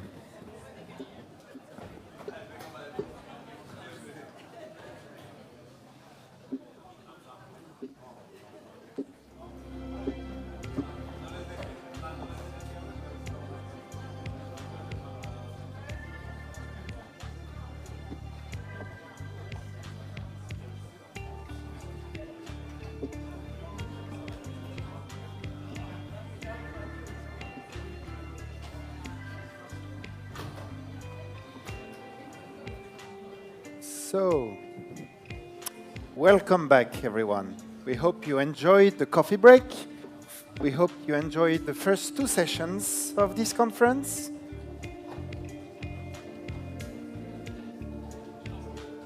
Also hope that the remote participants enjoyed their coffee break and the conference. And we now move on to the 3rd session of this conference, titled Ongoing HOF Integration, Current Innovation Practice. Several speakers will take the stage to cover the topic, starting with, and I apologize in advance for all the names I will butcher during this conference, Michiel Tom and Rutger Den Driver. Is that okay? Please. Welcome to the stage. So, Michiel, which one of you? It's you. Michiel, you're an independent occupational and organizational expert. You've been working in the railroad system for 43 years. Welcome. Oh, you're working now for how do you pronounce that? I'm sorry. Voilà, Schuttinghard. And Rutger, you're a senior health and safety officer, and you're working for Benelux. Voilà. Please, the floor is yours. Thank you. All right, you kick off. Hello, everybody. We're here for a couple of minutes to tell you about graduation study Michiel Tom did with Sutelski. And we are about to tell you something about it. First, we start with some background information from Sutelski Rail Benelux. We are a railway construction company, so we basically do everything to make the train run smooth around the tracks. So we are part of the Austrian-based Sutelski AG. My company is working in the Netherlands, Belgium and France, Belgium and Luxembourg, and is one of our major expertise is that we have large renewable trains, high output renewable trains that we use to renew the tracks. So these renewal trains that we use were not just used in the Netherlands or in the Benelux, but are primarily used in the most parts of Europe. So from Scandinavia to Austria and from Poland to UK. So what's very important to that is that the operators travel along with the machines. So basically, we have our own trained teams with the machines at all time. But next to that, we also have staff for supporting works, and that's primarily local staff. What we experienced over the last years is that we used staff from various countries and experienced that there are both cultural and language differences.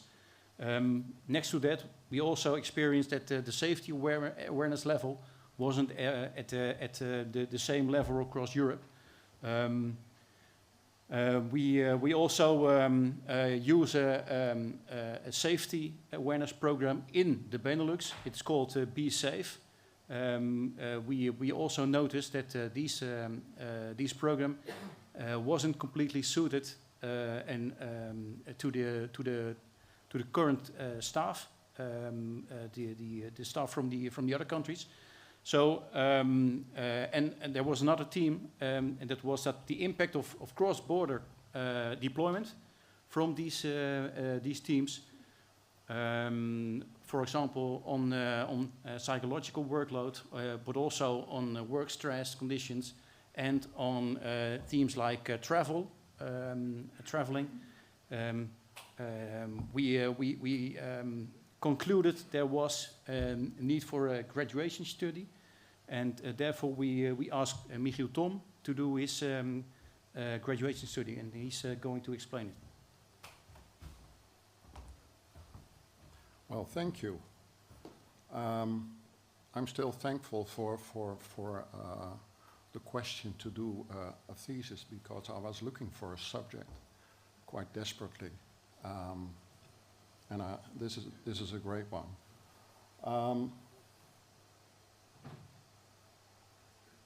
Together with Switelski, we discussed the research targets. What is the purpose of the study, and what is useful for the company to consider. The focus is on intercultural communication in the workplace, and you can see here the questions that need to be answered. Just a second, please. I'll switch to the next one. I did some study on literature and in the field. First, I will discuss some things from the literature study, and then from the field study in the working place itself. Theoretically, I found the following.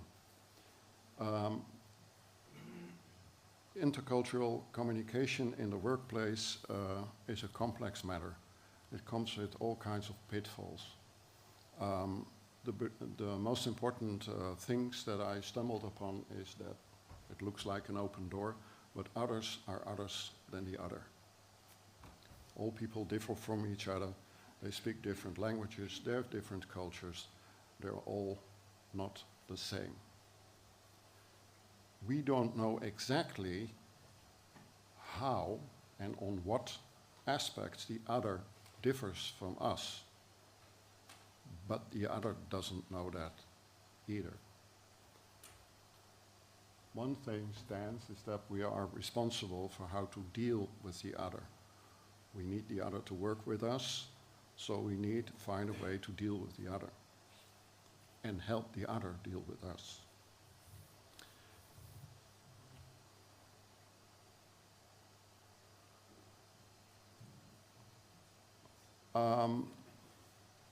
I found some pros and cons on the operation in intercultural teams. First, different views, different people with different views and different backgrounds can contribute to results of undertakings. Other people can carry other paradigms, other values shared with us, we can share it with them. You can make each other stronger. It's a good starting point for the development of cooperation and reducing risk in a positive way. It also has cons. It takes time. It takes time and effort to build trust, to learn to understand each other, to deal with communication errors and all kinds of misunderstandings that can, of course, lead to safety risks in the operation. And you need, from time to time, more time to clarify what you mean. Most people working in a second language or in a strange language don't understand immediately what you say. You always need to check that, which in the end can lead to frustration in the longer term. I also looked at a study that was conducted for decades by Mr. Hofstede and later with Hofstede and his son, also named Hofstede and Minkoff, on some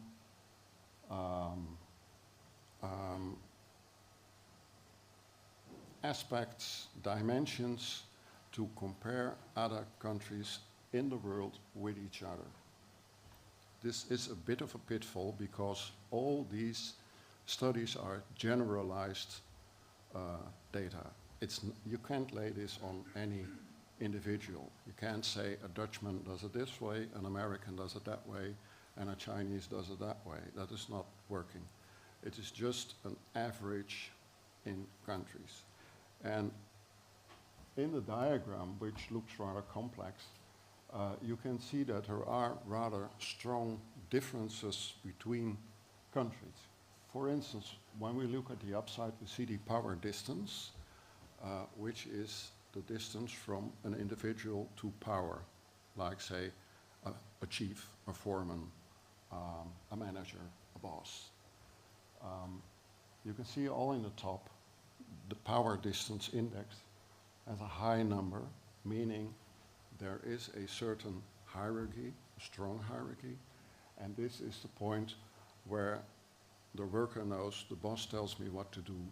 He's not interested in what I think. I should listen, shut up, and do my work. When you go lower, the power distance index becomes smaller. You have a more democratic approach. It might not be surprisingly that the Netherlands scores a bit more on the low side. When I'm a manager in the Netherlands and I tell people what to do, chances are likely they ask me from, why don't we do it that way or that way? Who are you to tell me how to do my work? So those are noticeable differences. That also goes for all these other aspects that were studied.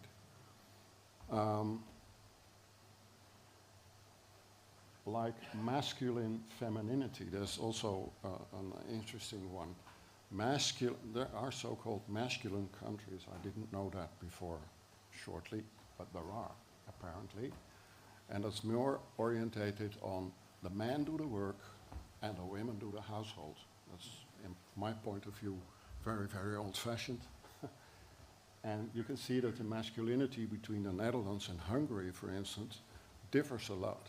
All these aspects together create some kind of cultural melting pot with all these individuals taking their own habits, their own way of communicating, and their own way to deal with other people. Which makes it very complex to hire people in a safety-critical environment. So here's the 6 dimensions, once more shown. Another thing found was that working abroad, traveling abroad, might come with positive and negative factors on the way people have energy to do their work. This is the so-called JDR model, the job,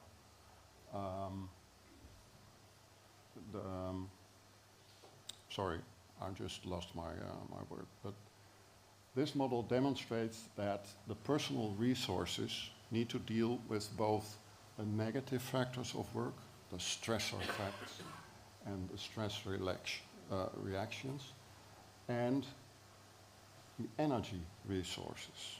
Energy is in, I like my job, I have a great job, that's energy. Engagement, I want it finished, I want it done, I'm committed to that. That brings you energy, and stressors break that down. So they impact the organizational outcome and the results of the organization. Negative factors were found on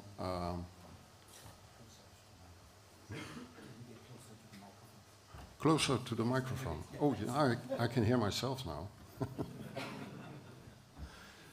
Okay, so it was found that traveling abroad, traveling to strange countries, can impact the work stressors for a person.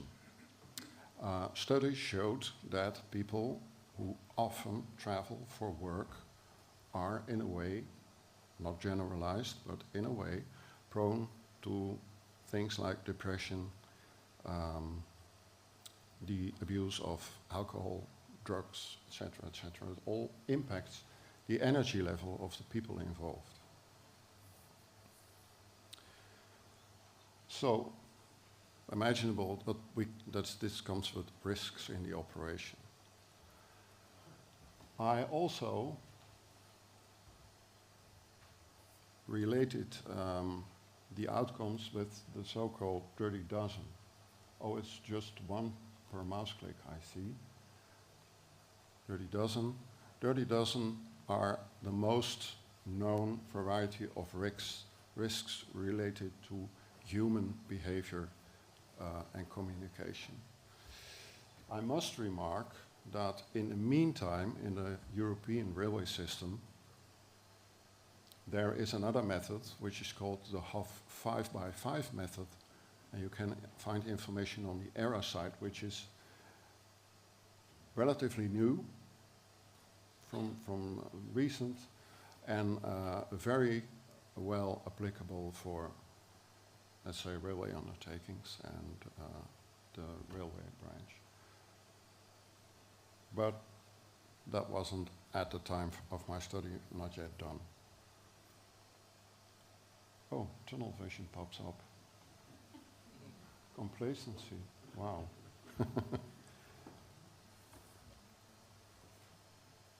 Okay, I'm jumping to conclusions because of the time. First, a bit of an open door, but important. A safety awareness program developed by a company that works with foreign people should be internationally orientated. Its context should be international, not national. The Be Safe program, already implemented by Swiatelski, is suitable for further change and expansion in that way. Furthermore, the pitfalls are really noticeable and very important because whatever program you implement, you will never change the fact that others differ from us and that we differ from the other. Despite language and cultural differences, and that's really interesting, Swiatelski let us know we prefer, for instance, Spanish catenary mechanics instead of the Dutch guys. They're excellent craftsmen, so that counts, that's important. And they said we prefer even people we can't talk to over people that are unmotivated or badly motivated. They only come in for the money and not for the job. That's important to note. Furthermore, is continuity in the organization is very important to find and keep the right people. And as said, a national orientation is no longer tenable, not in the complete European work field.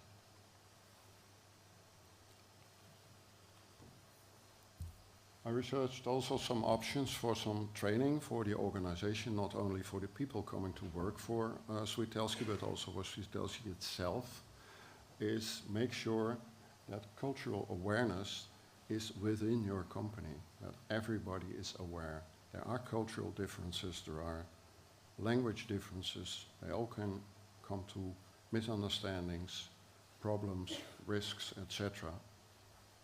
Provide language training, make sure people can communicate and improve their communication with each other. And brief on national habits, brief on national procedures, on national safety procedures.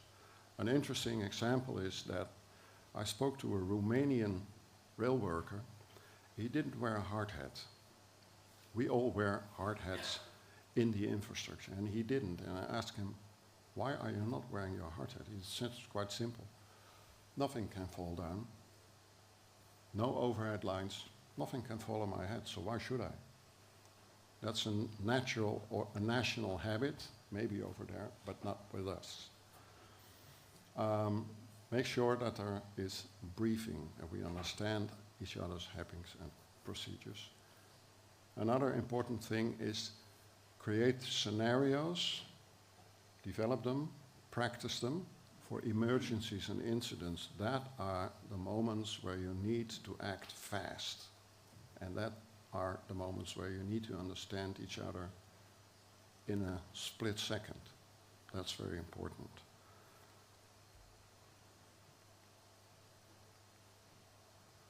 I think this one's for you. Is that right?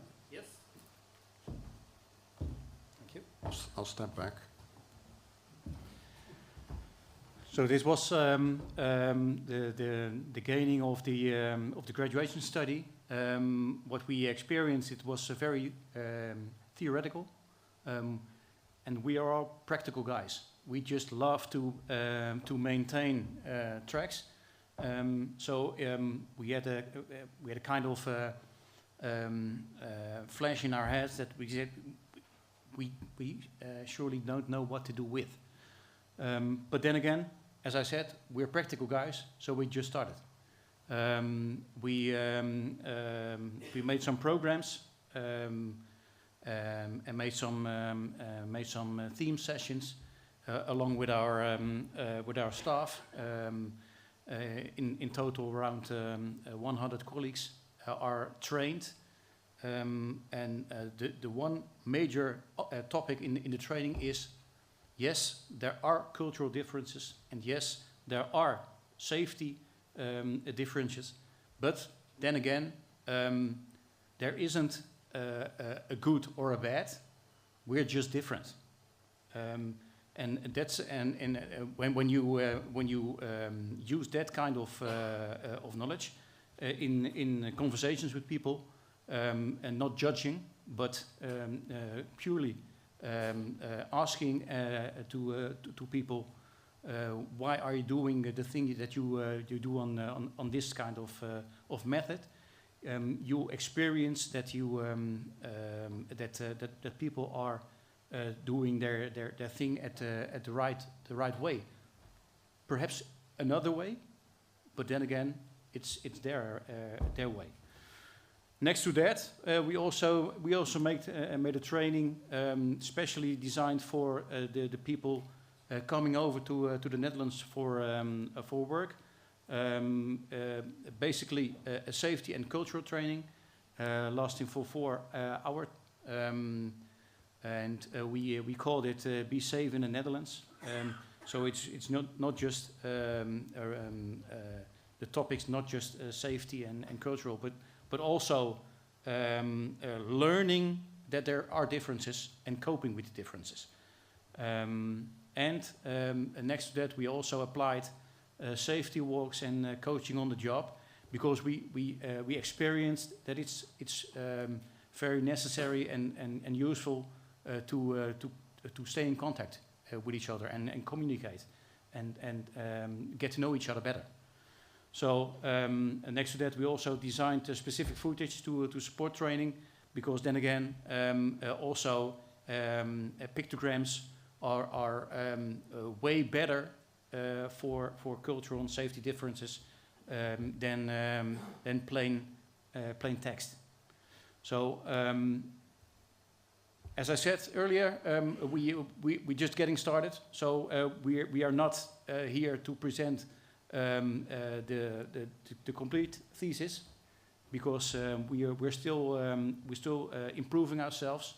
But then what I said, it's a new kind of theme for us. So maybe in a couple of years I can explain what we have done and learned for the coming years.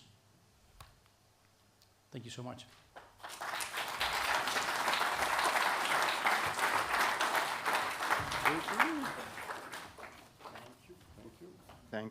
Thank you very much, both of you. So we don't have time for questions now, but again, if you have some questions, keep them for the panel discussion. For the next part of this session 3, I now call Reinout Lifting to the stage. Please give him a warm round of applause. Reinout is project leader in the Dutch ERTMS program management. Please, floor is yours. Thank you very much. Thank you very much. Yes, the ERTMS program in the Netherlands concerns, of course, with the European Rail Traffic Management System. And in the Netherlands, we want to do that in a certain way that the users are really involved. But for personal reasons, I would not like to stand, but I would like to sit and use a microphone which is there. So if that is okay? Yep.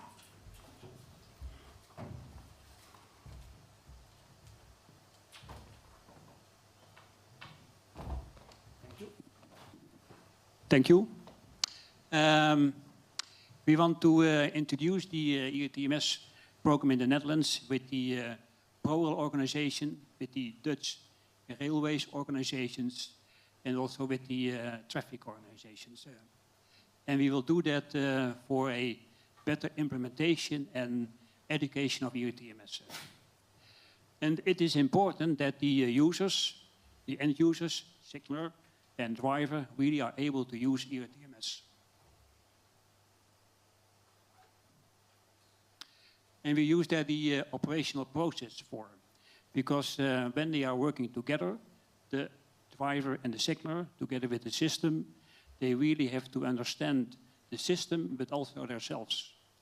So we use operational processes which describe this interaction. On the right side, you can see a flow chart which describes such an interaction.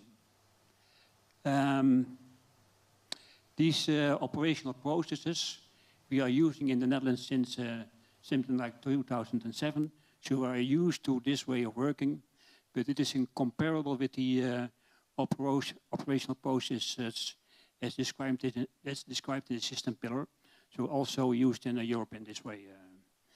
And we have performed a paper review based on TSI OPE, but also on the quality of use standard, which describes the user satisfaction if we are talking about ERTMS. And by simulating not only one user process, but a combined set of processes, we can compare it to real railway operations for the driver and signaler.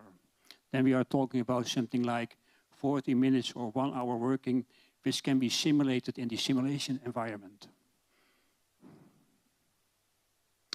And why do we do that? For user satisfaction, but of course also to manage safety issues and also have a reliable performance outside.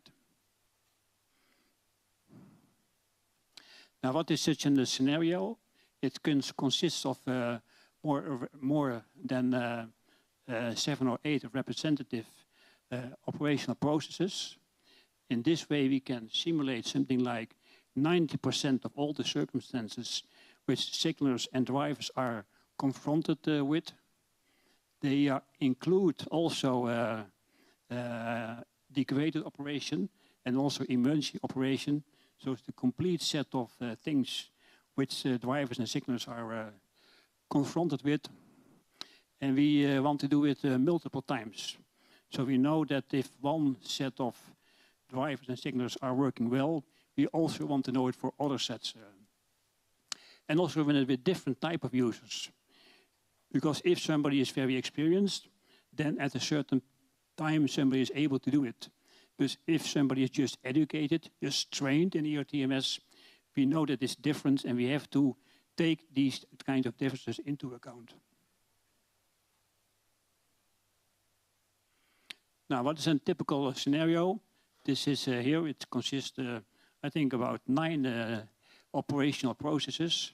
And we start with a driving, a transition from to level 2, driving on a set route, a short stop, and then a temporary speed restriction using a European instruction.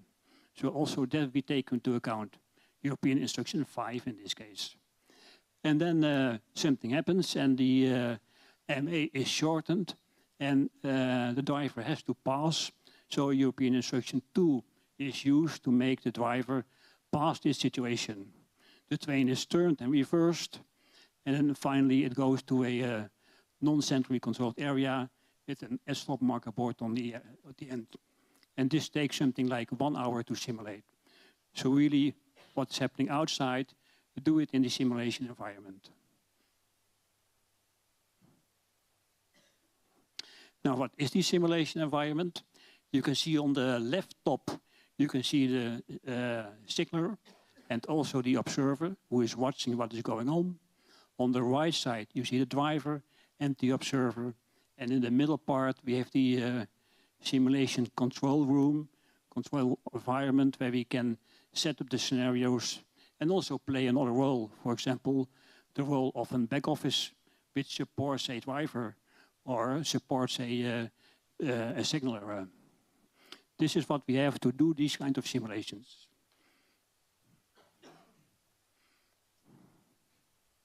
Now, what kind of information do we get from such a simulation? There are 5 types of information. First, the observer sees what's happening with the signaler and driver and makes a report of those kind of things, writes down those kind of things he or she is seeing.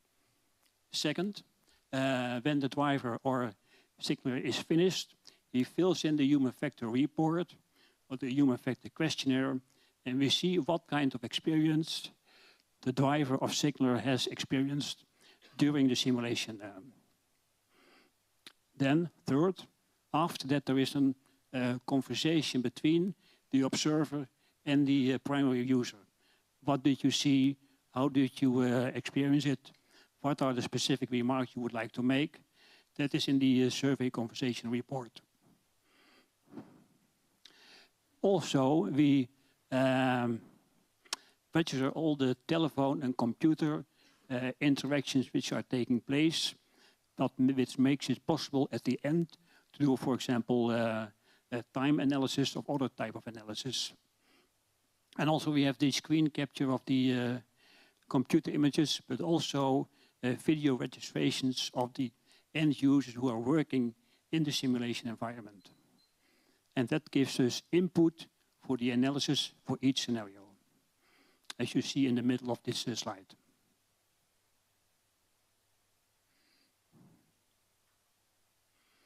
And for the human factors for risk management, which is the topic of today, we really use these kind of questionnaires which are filled in to have the statistics concerning certain subjects we want to know, for example, workload or satisfaction or other things in relation to the introduction of ERTMS. This is one example of how you use this. This is an image which I like very much, but maybe it is difficult to explain. But what you see here is the great advantage of the simulation environment. Because on the top you see the image for the driver. At the left below you see the DMI of the driver. And on the right side you see the information of the signaler. And we are able in this simulation environment to show this in the same time, but also running in time. So we can see that if something special is happening, we can see what it meant for the driver and what it meant for the signaler, and then make the analysis. And here we see a train with communication loss and a position close to a transition, and see, okay, what was the information for the driver, what was the information for the signaler, and why did it happen, what happened. And that gives us grip on making the analysis.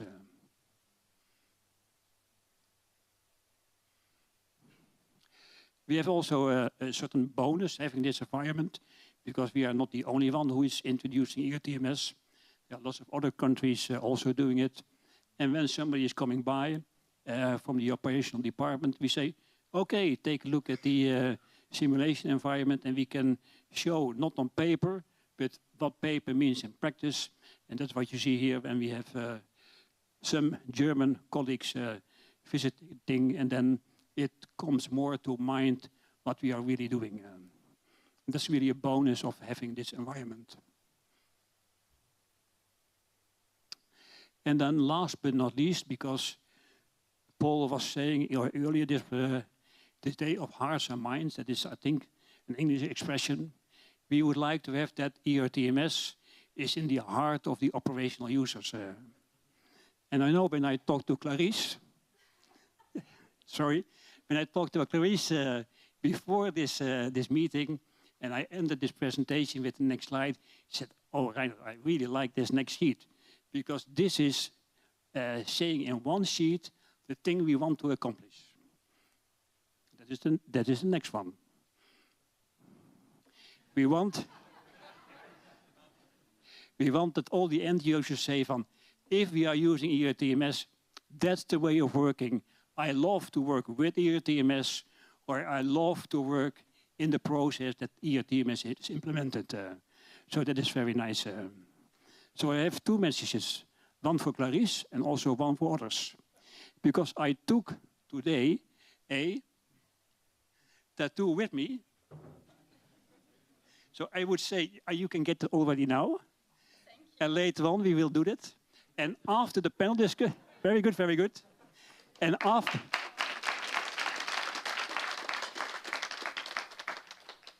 And anyone who would like to have one after the panel discussion, but also you want to use it directly, can have one.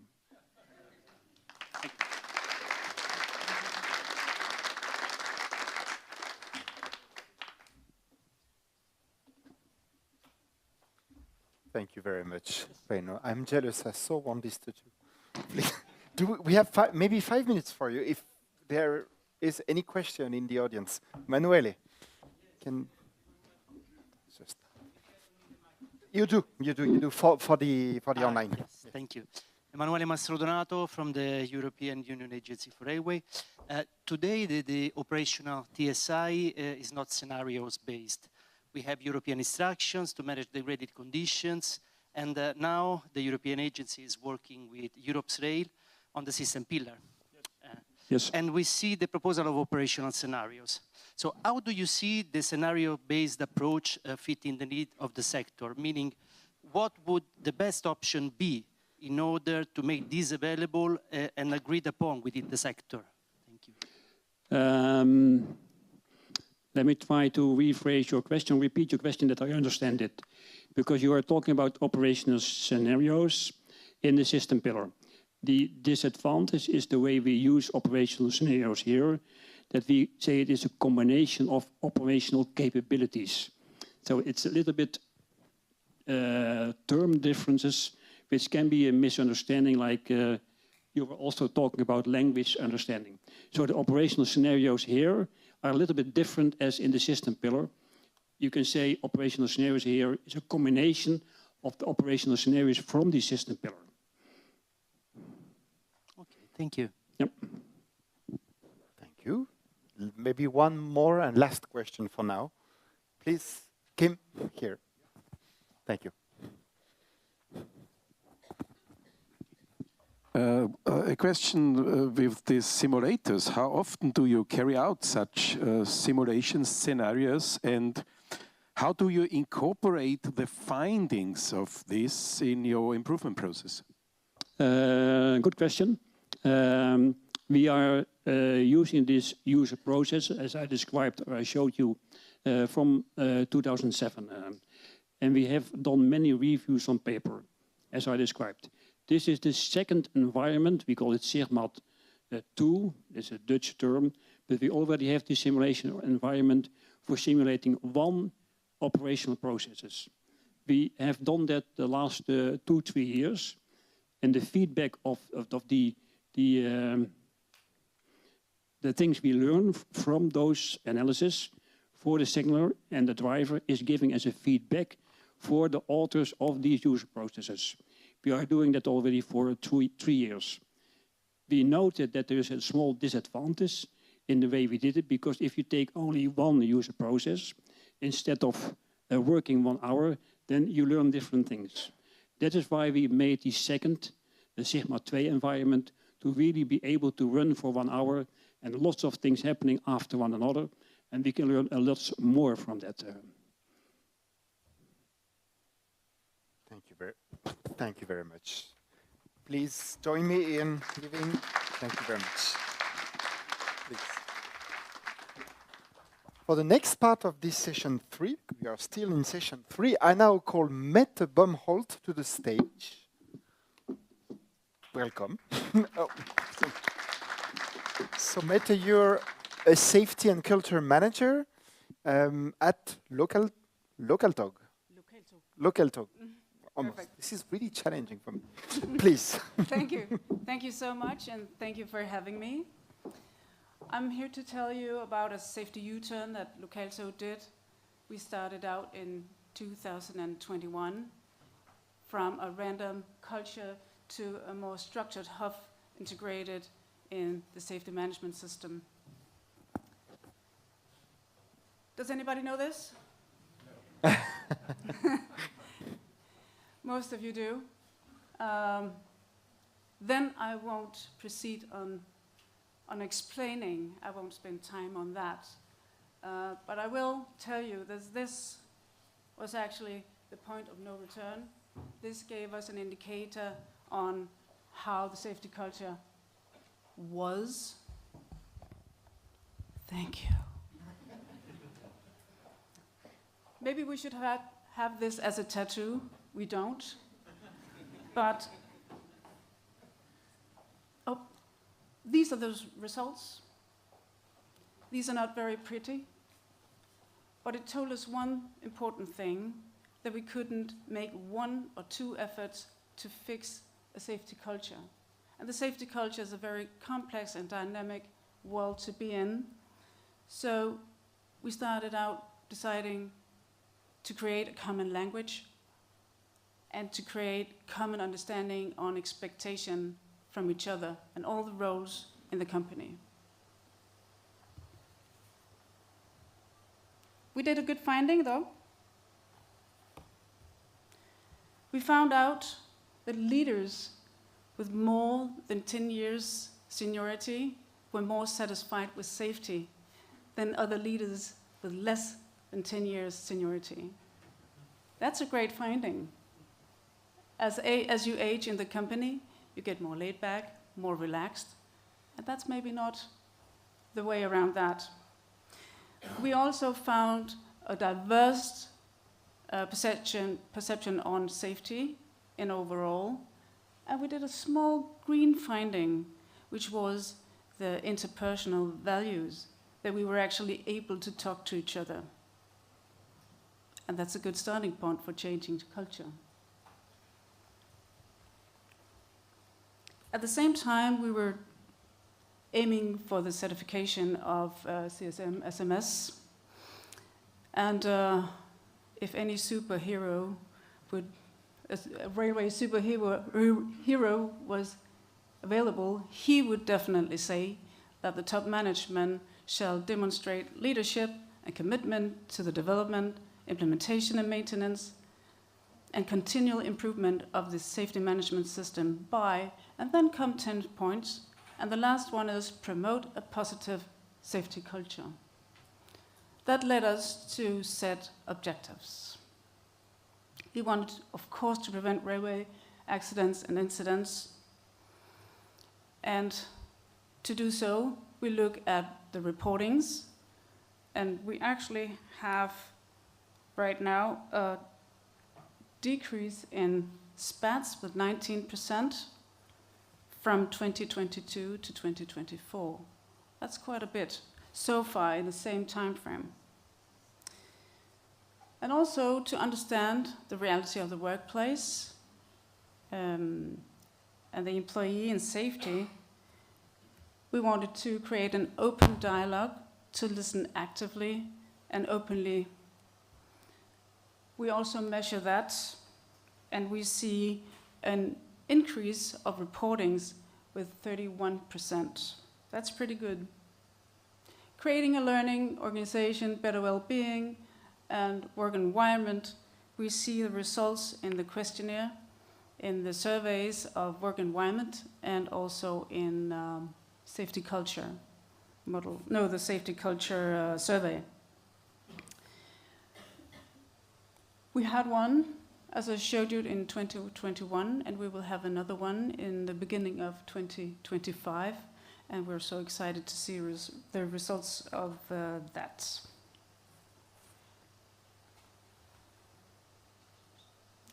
And where's a greater place to frame the work with safety culture than the SMS? We did that, and this is how we framed it. We also lacked a safety vision. We had a vision for the company, but we didn't have a safety vision to carry the business. Everyone home safely is the safety vision of Lokaltog, and we are very proud to say that we worked intensively, and the leaders has taken a really great ownership of this. It's been a lot of training to do so. And framing the safety culture, we also have the safety policy, and we also describe what responsibilities the leadership needs to take. We also rolled out safety leadership and human factors as a core competence for all staff, and that's a great success. We focus on human and organizational factors. Just culture, of course, is the baseline on having a healthy safety culture. And actually, in a week or so, we will have a training on organizational just culture for the leaders. Identifying human and organizational factors, we do that when we risk assess. We do it through observations and, of course, all the accidents and other reportings and other data that comes through. And monitoring safety culture, we all have the structured investigation of the safety culture every 4th year from now. And to make sure this has momentum and keep rolling, we have established a role safety and culture manager, which I'm very proud of being. Right. When we risk assess, say we change something in the infrastructure, we have to make a risk assessment. We do that in 3 stages. We do it under project planning, when it's conducted, and under the operation and maintenance. It's very important to interact with the end users in these terms, because the competences are really important this way.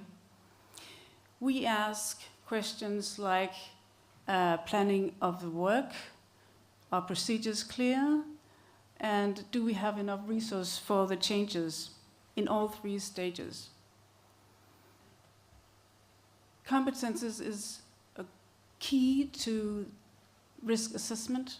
We found that not all team leaders are competent. We actually need to ask the staff working and conducting in the 3 phases. Also, when we have observations, incidents, and other reportings, we go out and ask questions on technical reliability. Was there anything in the safety management system well, or did the organization play a little part in the incident? And how about the human factors? We do that. We are pretty new at asking about the human and organizational factors, and the numbers are pretty low. So far, we don't have the values of those yet, but we will.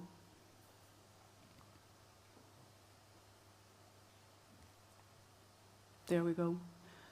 The last bit of data that comes in on human and organizational factors is when we teach safety leadership and human and organizational factors, we actually ask the classroom which human factors affect your everyday work life. And this is from one of the sessions.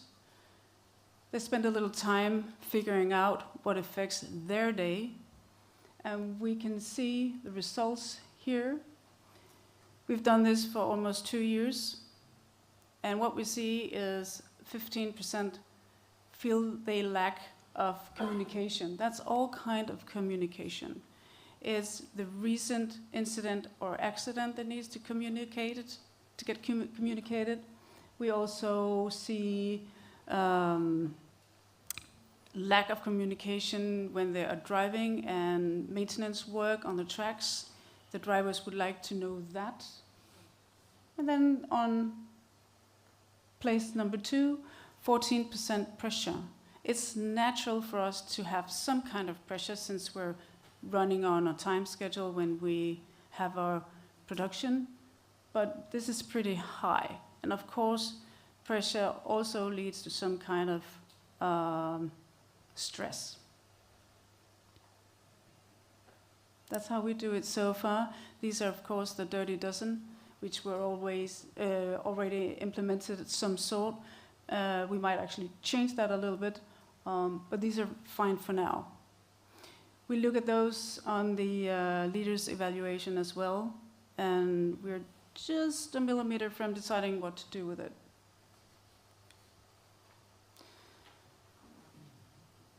Since the beginning or the end of 2021, we've been busy. We've actually been very busy.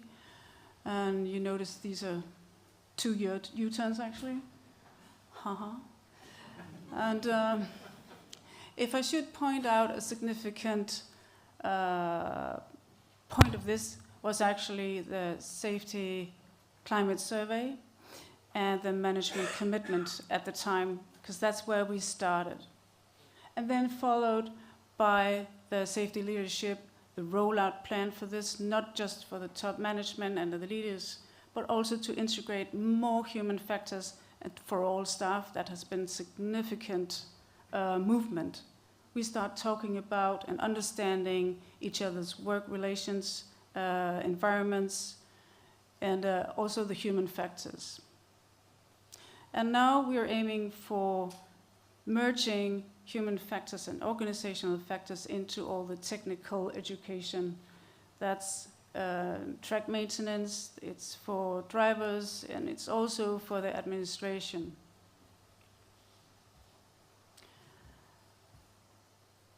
And I'll tell you a secret. 3 years ago, we went to Safety Days, and Mr. Faes said, you were having a cup of coffee and a chat. We implemented that. Whenever it's needed, we talk about human factors and a cup of coffee, and that's it. Okay, just to sum this up, if I can find my notes. We've been on a very fast track to reach these implements. And we're looking at human and organizational factors as hazards, and trying to prevent them from turning into risks. We still have a long way to go, and we recognize it takes time for us to change the culture. That was all, and thank you. Thank you very much.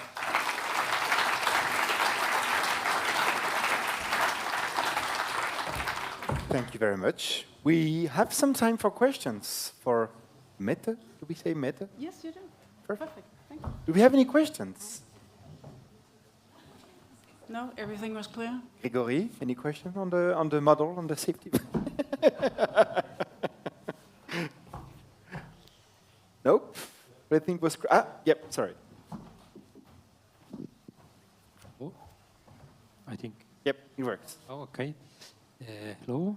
So I was curious to understand the relationship between the survey, so the safety climate survey, and the other ways to investigate safety culture. So when you say also framing the safety culture, so how much people understand the pillars of safety culture, for example, the one of the safety culture model you have mentioned, with the survey itself? Do they need before to be introduced to the concept to answer your questions, or they can already start at the beginning with the survey and then you understand how the situation changes?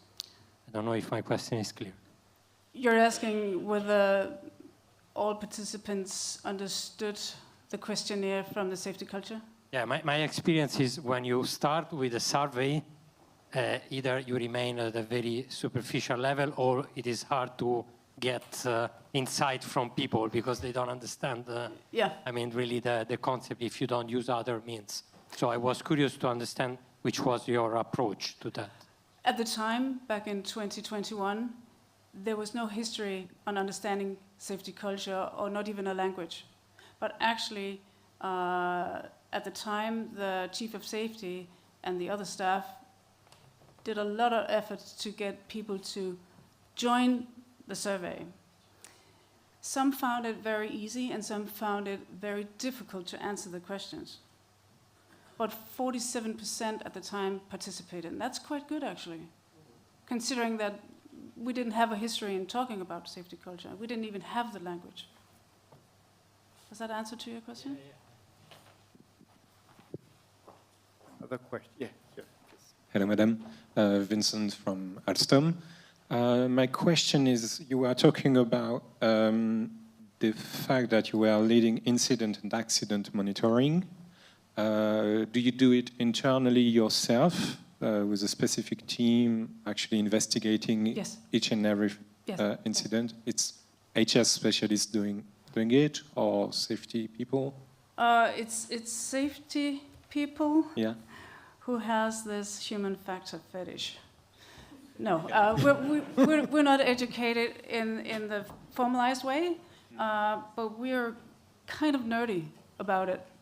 And we identify the dirty dozen so far in this investigation, all investigations. And I can give you an example of that. Do you have time for that? Yes? It's all right. Okay.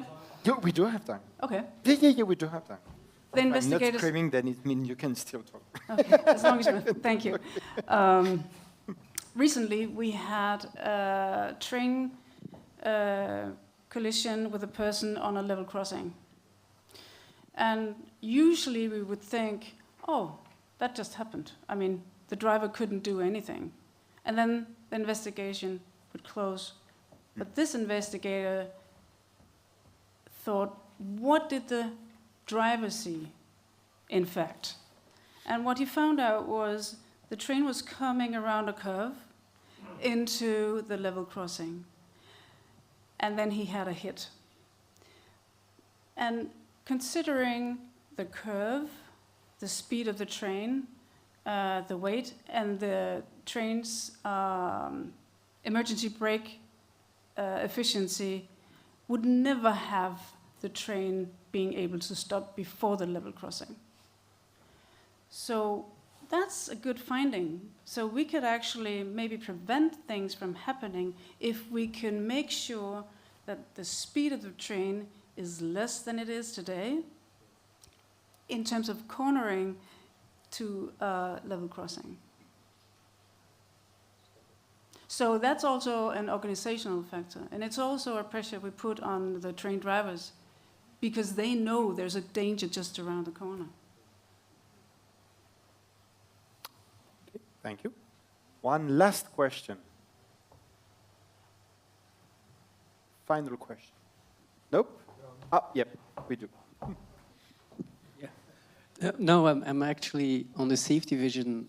You said it was an important step. So what did you see change on behaviors from your leaders with the vision? What was the change? The change is not for all leaders, but for some, and in particular, the chief of the rolling stock, he said, since it's everybody home safely, it's something you can actually use on the workshop, shout it to someone who's doing insecure behavior. You can also use it as an argument for making a right decision. If you're making a wrong decision or an insecure, unsafe decision, then that's the argument. Because we want everybody home safe. Us in Lokalso, the customers, and everybody from the society. The vision is important in order to get the safety carrying the business. This is the balance. Thank you very much. You're welcome. A round of applause. Thank you.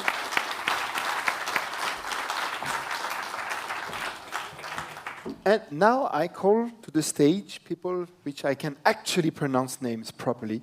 Fabio Sgroi and Valerio De Angelis from Italo. Please. Maybe, yeah, just, sorry. Let me introduce you briefly. So Fabio, who is Fabio? Fabio. You've been health and safety manager at Italo. Yes. And Valerio, you are trainer for accompanying trains, also at Italo. Italo being Italy's first private speed rail operator. Yes. Enjoy. Please. Good afternoon, everybody. And I will explain how Italo is trying to introduce a human factor on his safety management system. So before entering in detail, I try. Okay. Just a very short introduction of Italo. Is first private high-speed operator. We started our journey in 2012, and now after 12 years, we operate more than 110 services every day, connecting 50 cities, all inside Italy, with 51 rolling stock. You can see also the number of our employees and the numbers of the people that are safety related. Entering in detail of human factor. Honestly, the first time that we heard about human factor was when we read on directive in 2018. And in the first period, the first approach was to treat like another of the many requirements that were in the law. So the first year passed with attending some conference and dealing the project inside my department, health safety department, but it wasn't successful.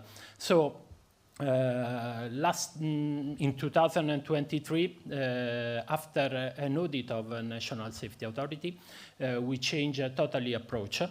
And the first step was to establish a steering committee. This steering committee was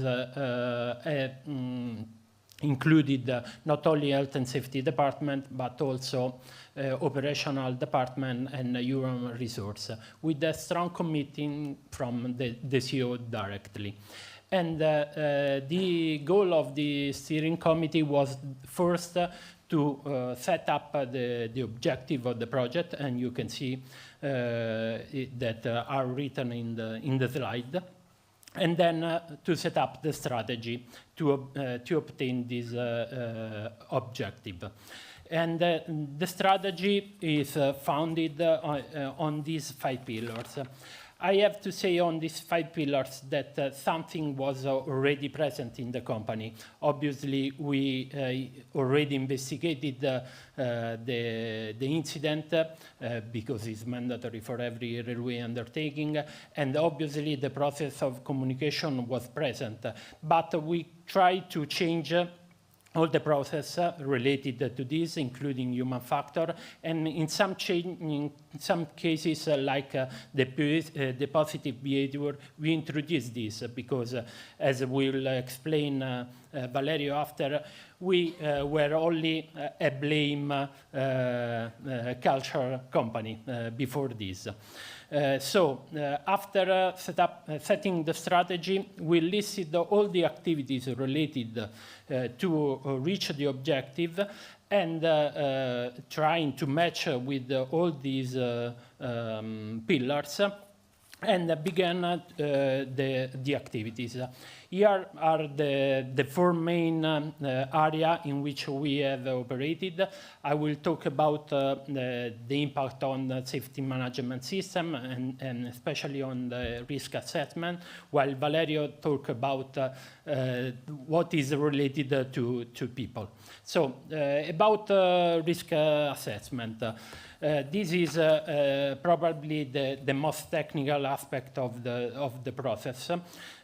We had the support of Deep Blue that is already on the audience, and thank you for this. And we started analyzing the existing model that is based on the full tree analysis. We found that there are some issues, especially with the risk, the hazard related to the human behavior, because they weren't they were autonomous event, but were not related to the context. So we proceed with the gap analysis, and with the support of the consultants, we choose to analyze in depth two processes, the driving process and the accompanying processes, trying to understand better what is written in the procedure and the difference of what we observed. And after this, in these two processes, we found a lot of new others that we don't have. And so probably we understand also that our model has to change, is the next step on these activities, because we probably prefer to do both our analysis instead of the full tree analysis. The other major change on the safety management system was the introduction of this just culture decision tree. I must confess that I took inspiration by the Irish just decision tree that I found here in Valenciennes in February during my training with ERA. And then I adapted it to our context. So this must help all the trainers that have to deal with the error of the employees to find the cause, the real cause, not only related with the lack of competence that was usual, generally. Up to last year, all the trainers solved the error of the driver, but also the train manager, with a lack of competence and a specific training to solve the problem. Now we applied this, and you can see in the right part there are still the problem with the human behavior, while in the left part, in the orange, there are the problem related to the safety management system. After 6 months of experience, I can say that the work is a lot to do, because we still have the 90% of the cause in the right part. So the trainer still try to give the cause to the lack of competence, in some cases to the sleep or to the lapse, while it's very difficult to attribute the cause to the safety management system. I think also because they have to know exactly how the safety management system works. It's not so easy for people who work on other issues every day. This was applied not only on the risk management, but as you can see after my presentation, also in all the activities are related to the maintenance of the competence of the personnel. So the second stage, and I leave the floor to Valerio, is related to the training. As I mentioned before, the first step was here in Valenciennes for me, and I think we took a lot from this, and then Valerio will continue. Good morning, everyone. So, as Fabio said, we joined the Air Safety Leadership Training on February 2024. We did it, and so to better understand how to improve our training system, Italo has decided to join a partnership with Ita Airways, who already applied the human factor for years, and coming from them. You know, Ita Airways is a new Italian company. So we attend some training days for a total amount of 80 hours, and to all organizational level, from top to middle management. And in a special way, we as instructors and trainers were involved to transfer what we learned to the operational stuff. We were involved in role playing with high emotional cognitive impact, including flight simulator, emergency simulator, multimedia classroom. And at the end of this, we discuss our actions, trying to find a common line to for evaluate what we had done before. It wasn't so easy, as you can imagine. So we also start a training partnership with ENAV. ENAV is the Italian Air Traffic Controllers Society. All of this because we have to manage for, to review a model, the skill model. So as you can see, we introduce the soft skill in our skill model. So in addition to pre-existing technical skill, since they are both necessary for the role. For example, we introduce in our skill model the proper time management during work shift, to better evaluate not only how the person does his task, but also if he knows how to be in the role.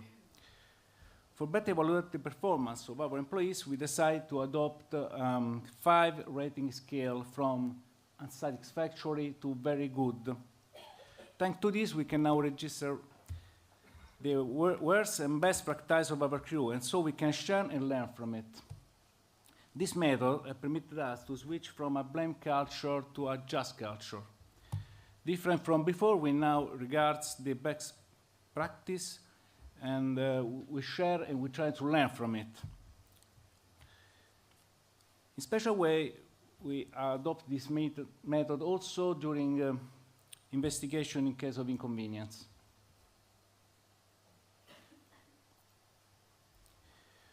So another way to support the just culture is represented by the service report meetings.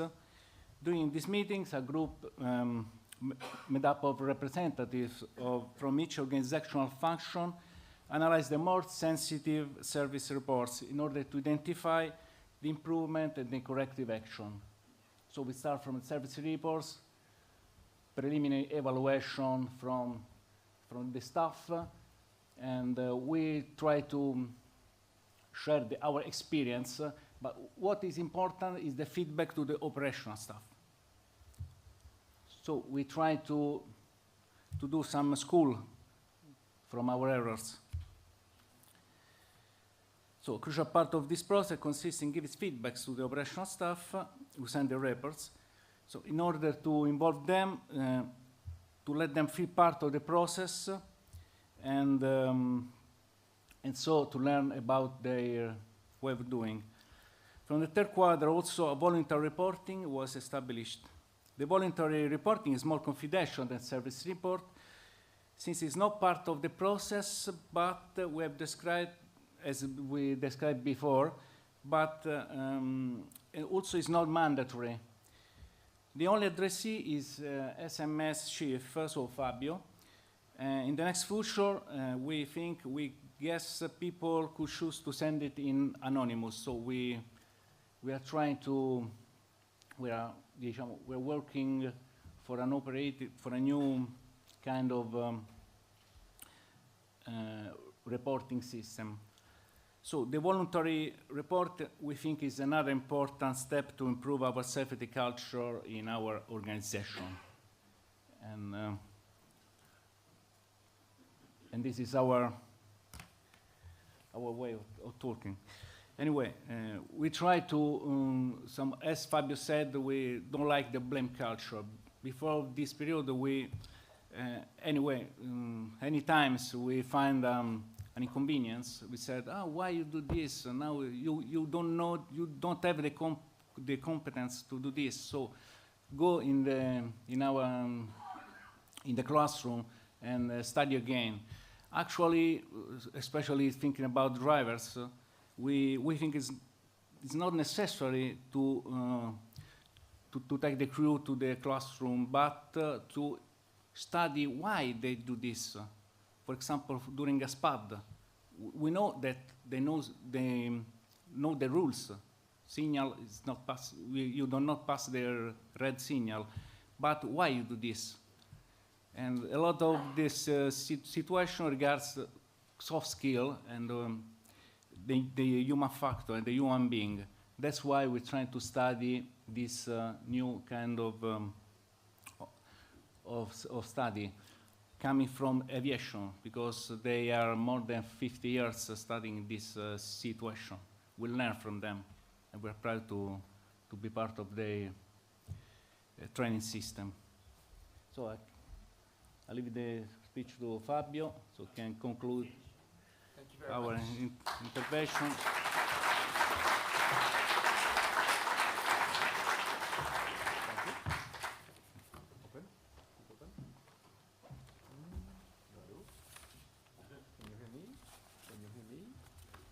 Yes? But in the room, no? Yes? No. It was me, sorry. Human factor.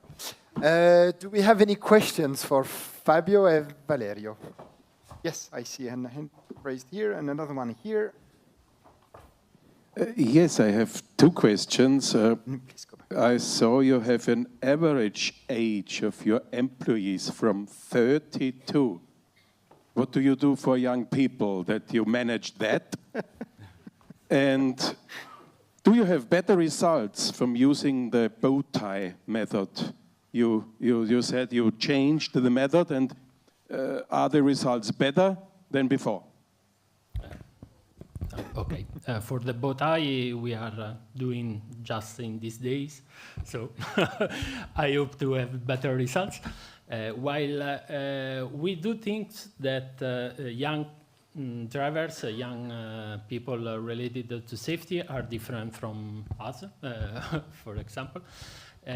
We understand that they use a lot of digital communication.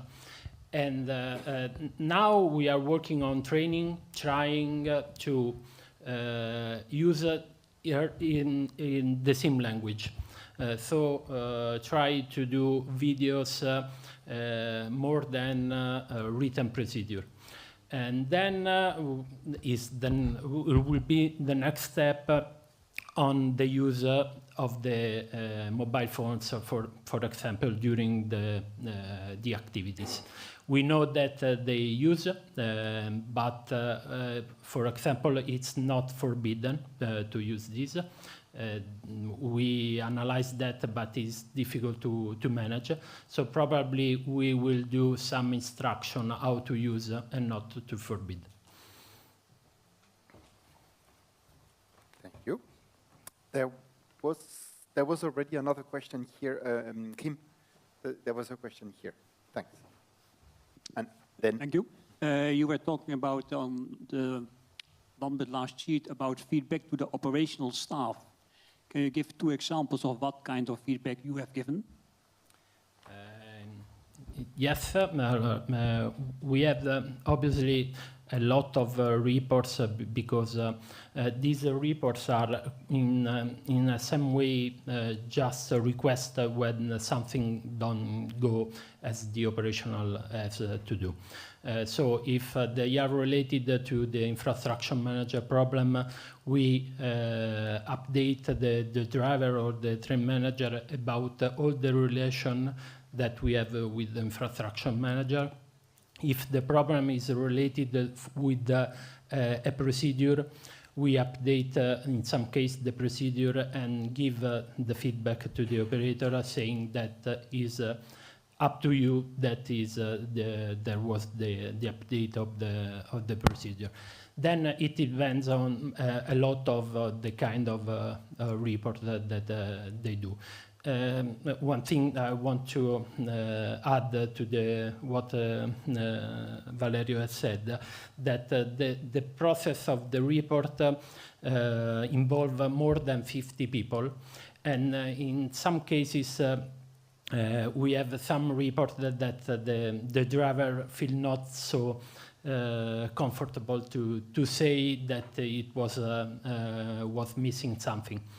So the step of the voluntary first and the anonymous is to solve this problem, to feel to give the chance to the operator to be more comfortable on say that he was missing something.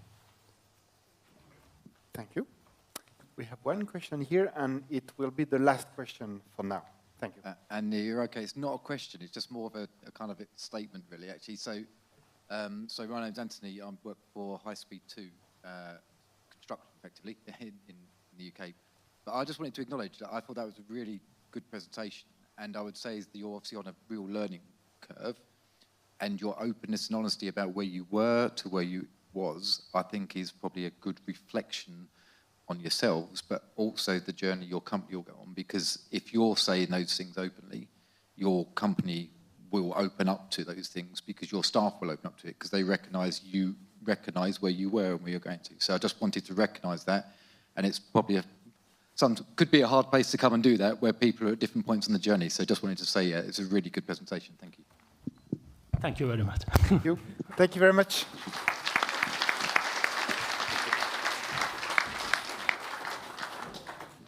We are now approaching the end of this session and the end of the first afternoon of the conference. Let's now move on to the panel discussion. I would like to invite all the speakers. Clarisse? No, because all the speakers, it will not work. First arrive, first serve. No, if you were two. So let's invite all the speakers who were alone. For those who were two, we asked them to be one on the floor and one exactly. In the chair. But of course, you can ask questions to everybody. Of course. And to moderate this panel, I will hand over to someone that everybody knows, of course, Clarisse Laguesse-Davoine. 20 years of experience in the railway sector. You joined the agency in 2019, working on safety management systems, HOF, and safety culture, and you're now responsible for the HOF program. You have a wonderful pink jacket and a tattoo. You have a tattoo. Please, Clarisse. Thank you very much. So please, the speakers from this afternoon, please come on stage. You're the last one standing before the cocktail. So okay, so I have you have a responsibility. Yeah. Okay. So first of all, I think they all deserve a round of applause again, because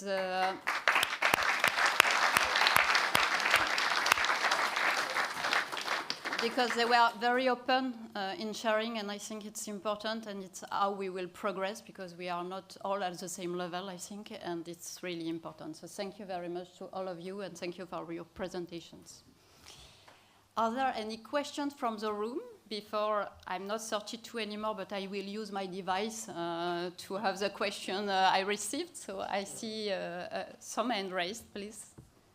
Microphones.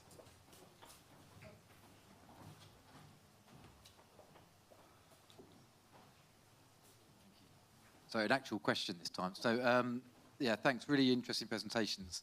I'm going to ask, I don't know if it's advice or general views from you. So I'm working on a project. HS2 is not a live railway.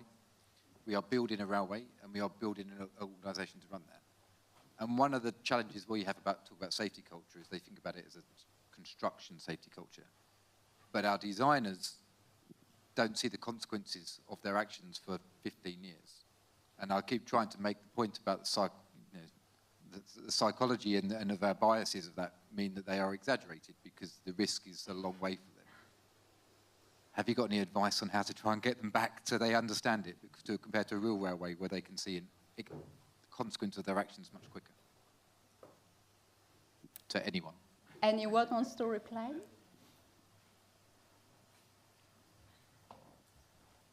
No?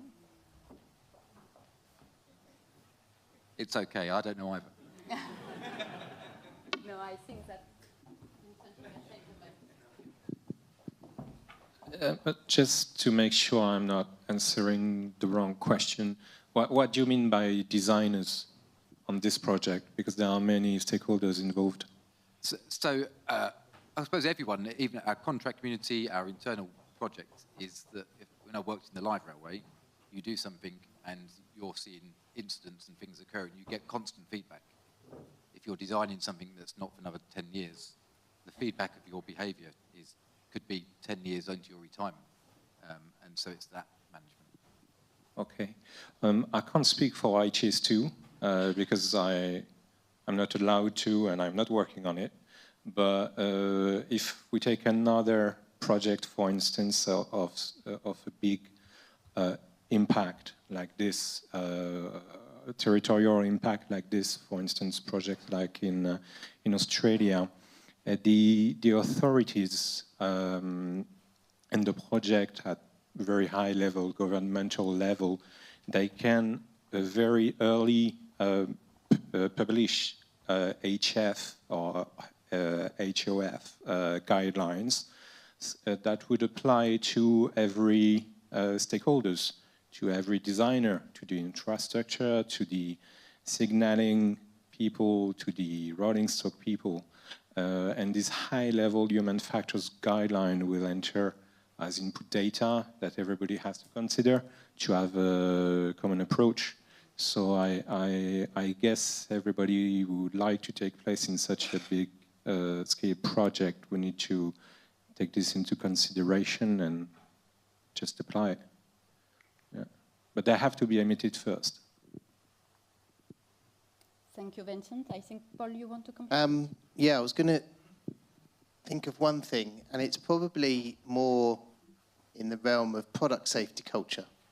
And so that kind of area where people have looked at similar things that you're talking about. So they've got occupational health and safety culture, where you might look at lost time injuries and things like that.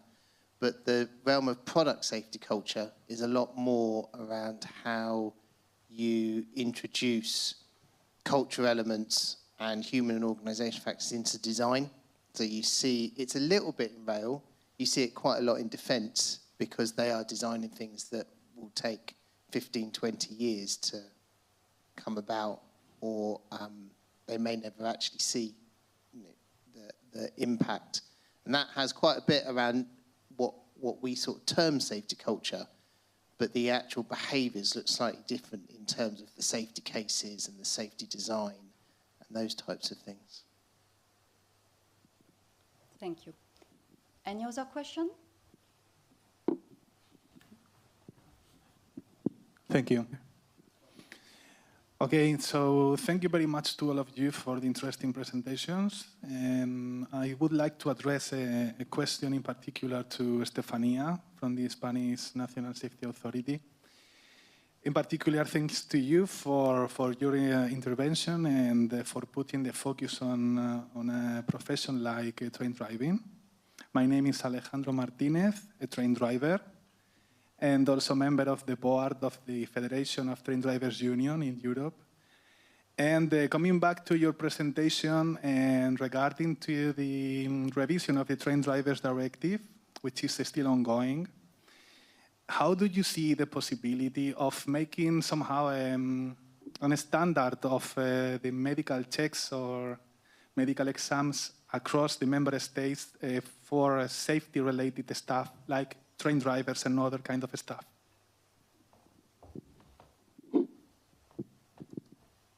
You mean the psychological checks or the medical and psychological Maybe checks? both, because the directive talks about the medical checks, which is one of the discussions that we have put on the table from the different stakeholders taking part of this revision.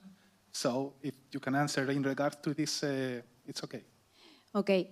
I think the new project of the directive have to close some open points that exist in the actual train driver directive.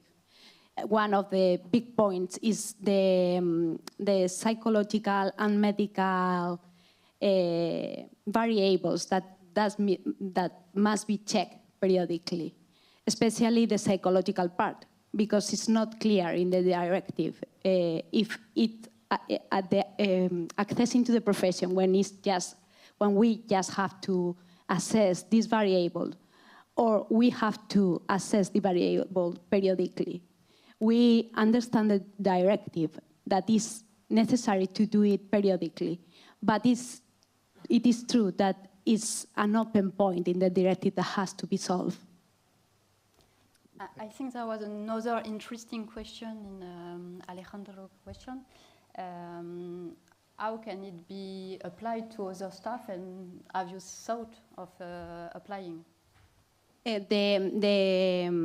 Today I will just focus on drivers, but the truth is that the application has been developed in order to can be used with other safety staff.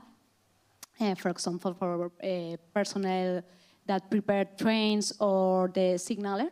So this work is already done. The difference is that we have changed some tests, and we have adjusted the cutoff points of the variables. But this work is done, so recognized medical center can apply to other staff. Thank you, Estefania. Thank you, Alejandro. Any other question? Yes. Okay. Please, Ludwig. But Ludwig was already. Yeah. Sorry, Fabio, please. Always to the Spanish experience. I would like to know if there are some results from this check. Someone that was high risk, then was involved in some incident. Some of the drivers that has participated in testing the tool have had incidents. So we have assessed these more risky profiles when defining the cutoff points. Thank you. Thank you. Ludwig. Yeah, okay, thank you. I noted many questions, but I only have 4. Too quick to Estefania and Paul. This app seems to be a big help. Is there a plan to go out of Spain with this app to help the railway domain to assess something? And to Paul, you showed us a checklist with a set of criteria. I'm very interested to have this checklist. Can you provide us with the checklist within the criteria? That's the 2 yes and no questions. Maybe it's a possibility, yes, but I think first we have to resolve the open points in the directive to use this application in Europe in general. But I think yes, if the license is common in all the European Union, maybe the methods to verify the requirements should be also common. In terms of the checklist, I will have to find out, because it was a commercial piece of work and it might be commercially sensitive. But I will find out and then get back to you. It's not yes or no, it's you will find out, it's fine. A question to Rutger from Sweet Healthscape. You said yes, in this training session, we are different and we accept the difference. But how do you solve the difference that you can ensure that the whole group will do the same at the end? You cannot say we are different and difference is okay and they will do different things in the safety-related task. So how do you ensure that, okay, we are different, but how to proceed in one way? Good question. Thank you so much. First of all, there are rules and regulations that they apply. So these rules and regulations, of course, need to be followed. That's not a point of discussion. But the way you do some activities, that depends of the experience of people, but also depends of the method. And the method can be different, but the result should be the exact amount. Okay, so you have some ways to go at the end to prove in one way. Exactly. That's fine. Yeah. Okay, and my last one, sorry, for Mette. Is there a difference of acceptance if you are only a safety manager or if you are a safety and culture manager?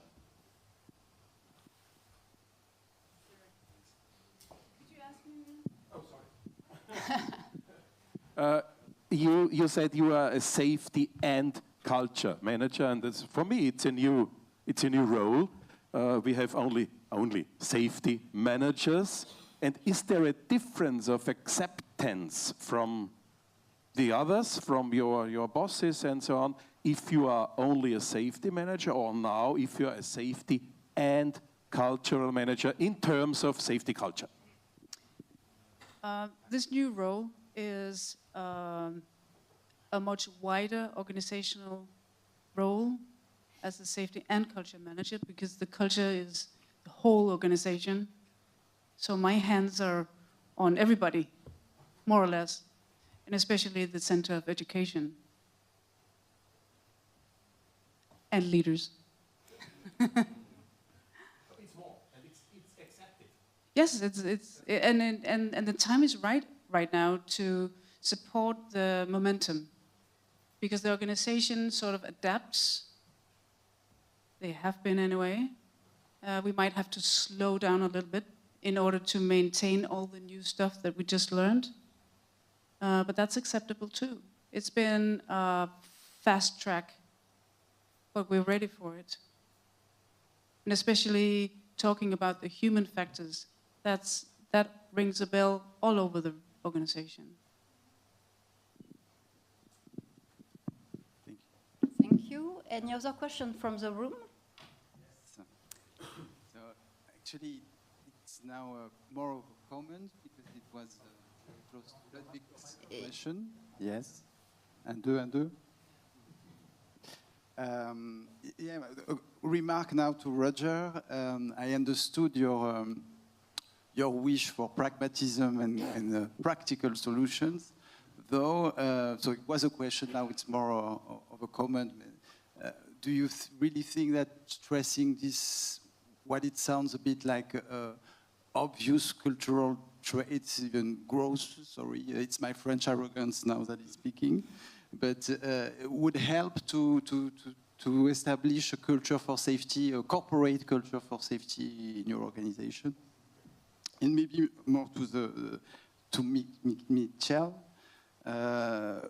if you could detail more the data on which your research, the information, what is based on, because we got the literature, but the data that you use for your research. Thank you. So first question for Roger, how the Be Safe can really make those changes and improve the safety? Yes, we think we can. As Michiel already told in his thesis, he concluded that the Be Safe program is useful. Also useful, it was designed specifically for our colleagues in the Benelux, but the basis, the basic facts from the program are useful for the other countries as well. We are, as a matter of fact, internally within Switelski, looking for possibilities to expand it, not just to Benelux, but also the other countries. We can all work on the same level, same standards.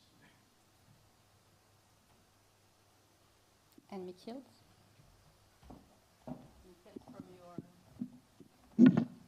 On your studies? What's your question again? What was the data that you extracted to come to your conclusion? So sorry, I'm using the mic for the online participants as well, not to Gregory again. So what kind of data did you extract? How did you convey your study and to come to the conclusions that you presented? Well, the investigation, the research is mainly qualitative and not quantitative.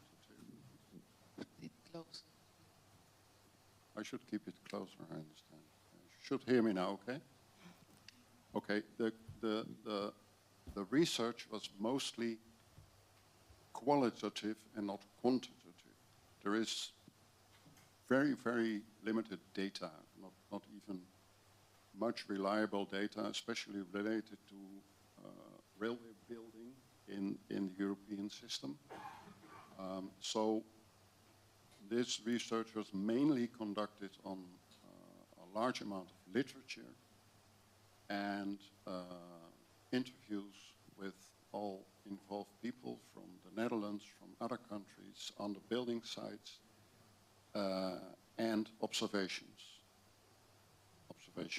For instance, the example what I told from the hard hat is one of the observations. And then you ask questions to find out what motivates people to do things or not. So it's not quantitative. There is hardly any data on the subject. So it's a qualitative investigation. Does that answer your question? Partially. Thank you. Any other question from the room? Yes, please, Elise. Thank you. I have a question for Nora and Vincent. This is about your test. So if I recall well, you have developed some mock-up, different level of, and you also developed simulators, right, with VR. And I was wondering if in your testing, you were testing different layouts for the cabin, and if you collect some data to see if some layout led to better performance or things like that, or not.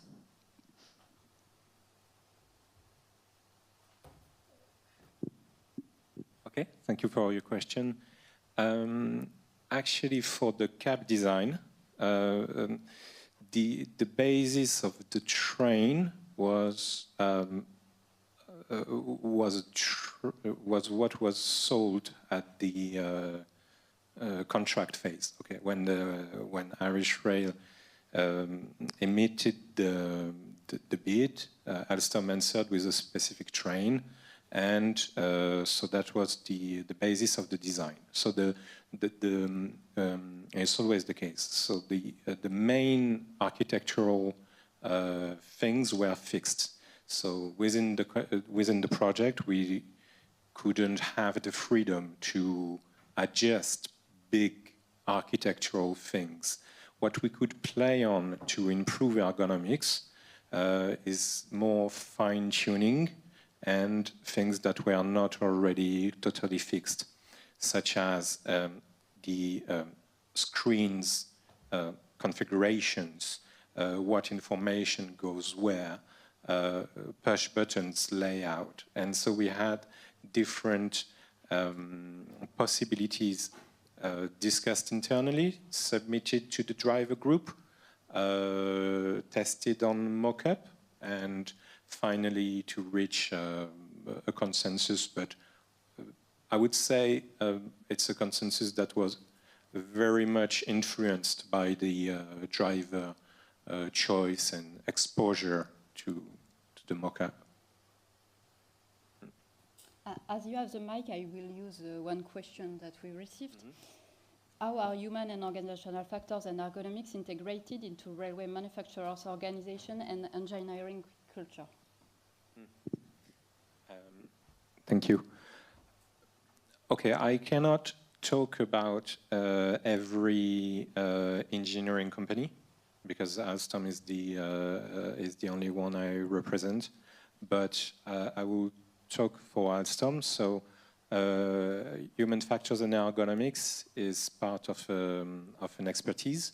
So it's like I said just before, like acoustics or railway dynamics experts. It's a transverse discipline that will apply to the whole train, and it has a specific place in engineering. So everybody developing the subsystems, such as the cab or the pantograph or the PRM area, must at some point discuss the design with the experts in HF that will make the link to the future end users. And if there are, and it's like this roughly during the whole design process. So in this organization, I would say the discipline has quite a powerful influence on design, and I think it's for the best. I cannot talk about the other providers, for sure. Surely, thank you. Any question from the room? Yes. No, it's not from the room actually, but from online. So we have a question to, well, it's more than one question, to Nora and Vincent, I believe this part is. It's from Richard Wieck, and the first question here is towards Nora. So if Nora can get a microphone.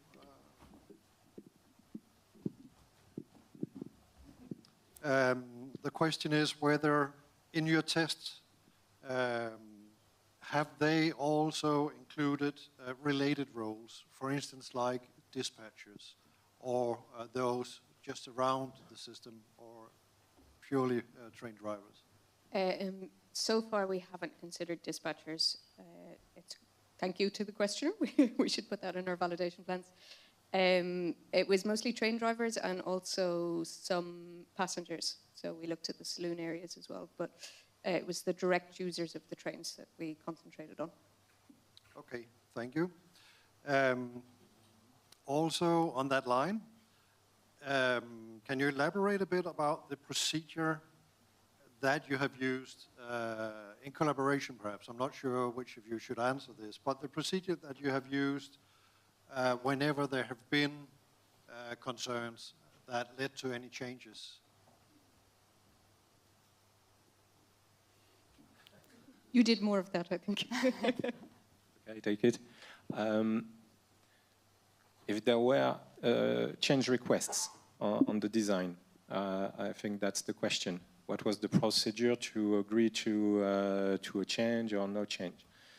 Well, talking purely about HF process, that was what Nora was talking about logging it between the human factors issue log, so that we kept trace on that and identified that such or such point should be resolved.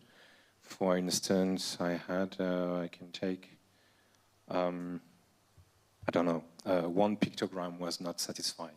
It's a random example. So we checked if the action was feasible in case of technical feasibility, price, evaluation. We could revert saying, okay, Alstom is taking the change, agreed, that was closing. In case, and there was no big cases like that in the HF process for this train, in case, in general, this type of issue escalate, then it's a matter of negotiation. But normally, it's all right at the level of the human factor issue log, and people can agree on good intelligence for, adjustments like that. So basically, you always reached a common ground and found a solution to issues. Okay. Yeah, for this project, that's what happened, and that's what we try to do. And we received another question. Is this project a natural way of working for you, or is it a bit different from what you experience normally? From Alstom, we are trying to do as much as this way in terms of technical content with, 3D simulation, mock-up testing, end-user involvement, HMI. So the technical program is very much the same, I would say, for every rolling stock. When the customer is expecting a high level of tailor-made ergonomics.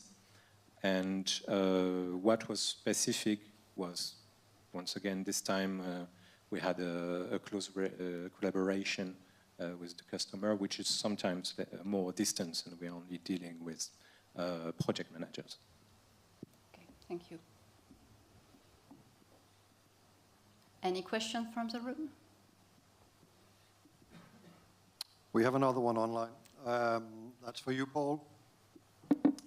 It's in relation to you mentioning the procedures for maintenance processions in your presentation, and more deeply into what is the relationship between the risks and the problems around the processions and the approach that you showed us, that you presented. So the work was part of a larger piece of work to start removing the use of detonators from the lines.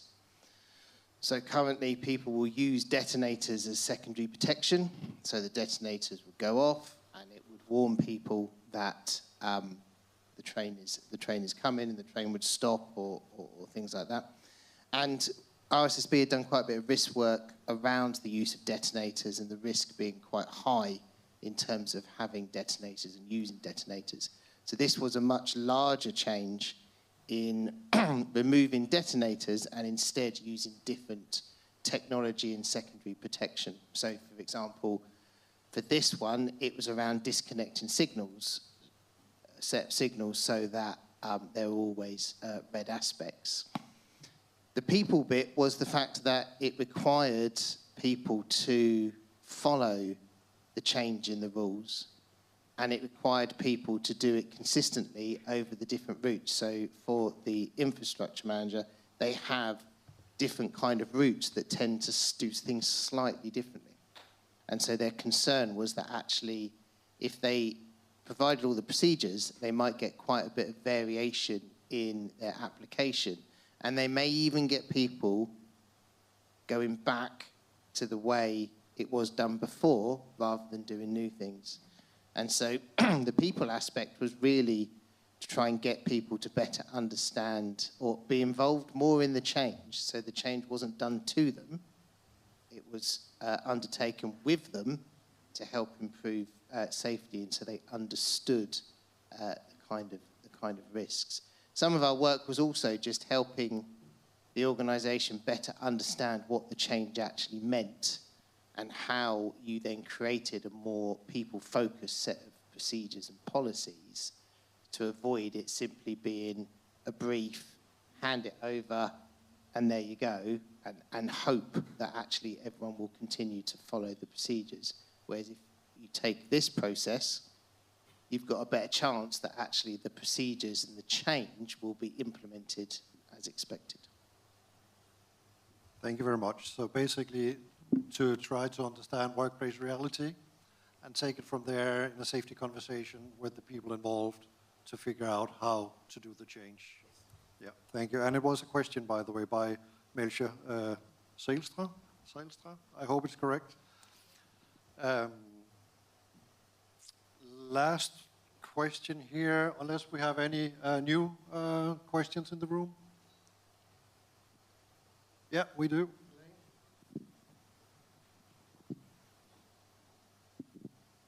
Hi. My question is for Reino. Sorry. Thank you. I thought your presentation was really interesting. I wondered how much challenge did you have in bringing together the infrastructure manager, the signaler, and the drivers to do that type of training and analysis? And how much benefit did you see from that type of exercise? Thank you for the compliment. I also feel it like that way. If we look how the signalers and train drivers are involved, but also the opportunity they have to determine the future, then I have to say they are really very motivated to be incorporated. And if they are not asked for a next session, then they say, when is the next session? So it's extremely motivated from the infra manager provider, but also from the large train company, the Dutch railways, but also the smaller passenger railways and also the freight traffic. So we don't have any complaints about getting people involved there. And that is very, very nice to witness, because if they are not involved, it's much more difficult to get the results which you have at this moment. Thank you. Do you think other users than train drivers and signalers may benefit from the simulation? Can you repeat it?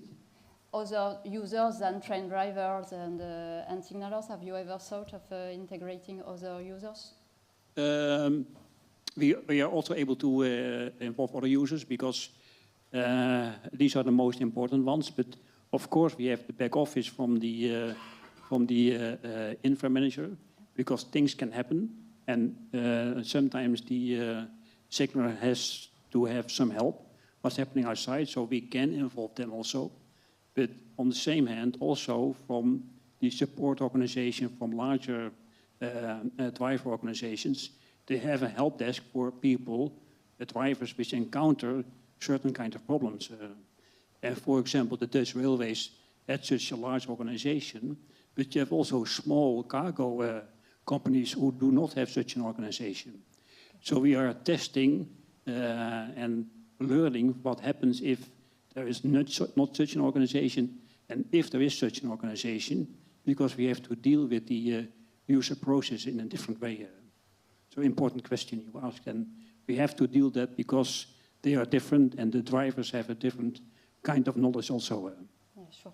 So you try to have a more systemic view of the process. Okay. Yeah. Correct. Thank you. Any other question from the room? I have one down the same line, actually, Reino, for you. Do you also do your simulations with taking possessions for the people on the infrastructure? Is that a part of your test scenarios as well, or is that done somewhere differently? Or? Yeah, that's incorporated, yes. Yeah. And maybe the nice thing I told before, we started with the single user processes. We don't do it with the user processes, but still in the design phase. And we have lots of opportunity to make the design better and make it more sure that what is built is better later on.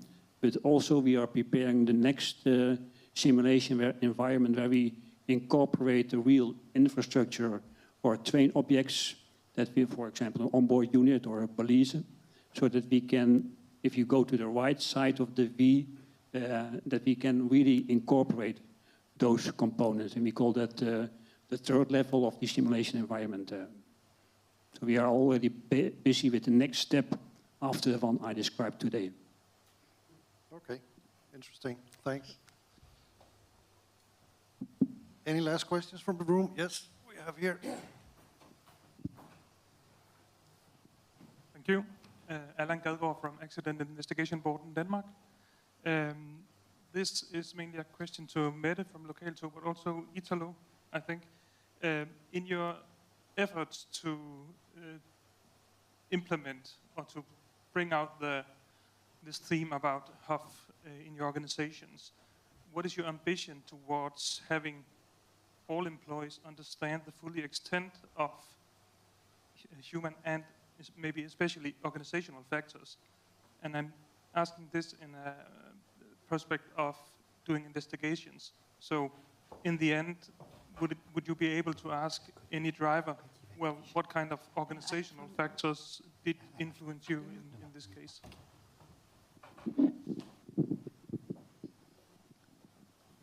Firstly, we divided the development into phases. The first phase is to get a common language and understanding on the human and organizational factors. Just knowing. We don't expect train drivers to be experts in this, and they don't have to assess or evaluate what happened to them. The investigators will do so. We have first-line investigators after an incident or an accident. They collect the first set of data, and then the bigger investigation starts into details. And those are the ones, the two of those are the ones who is going to be an expert. But we're on the way to implement talking about human factors as we train new drivers, mandatorily. So they will get knowledge about it, and they will talk about it in their everyday life. So a base knowledge is the ambition, but they don't have to be experts. They have to know that the mind wanders or the planning of their work has an effect on them. If they have 4 night shifts, that's important to know to be able to self-manage. Yeah.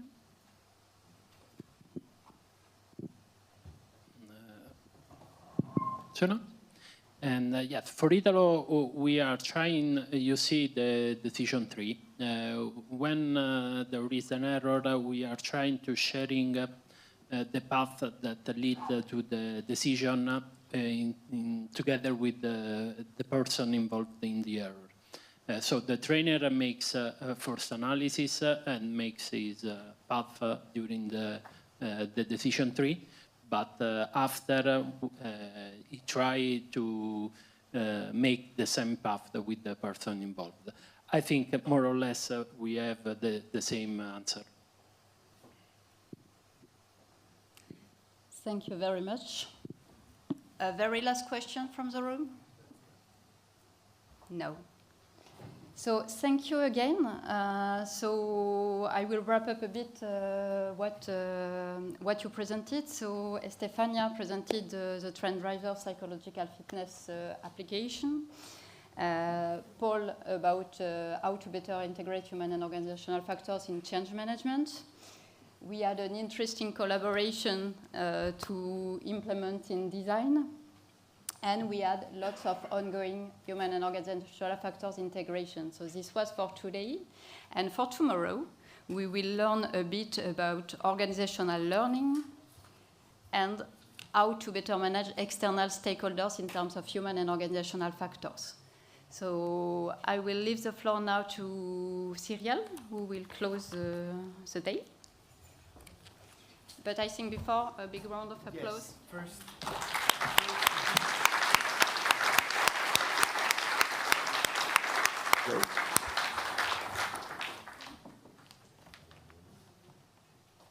Hello, hello. So yeah, indeed, thank you very much, Clarisse, first. Thank you to all the speakers who have shared today their insights, and thank you to everyone in the room for your questions. Also, thank you for the remote participants for their questions online. Thank you, Kim. Thank you also, this is my moment. Thank you to everyone, also my colleagues who helped me organizing that. Dorothea here, Eleonora, Isabel with somewhere outside. Yes. Yes, tomorrow we will share.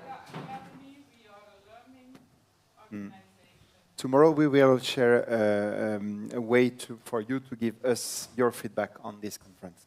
Also, thank you to all the technical teams here on the IMTD. Thank you very much. What can I say? tomorrow morning.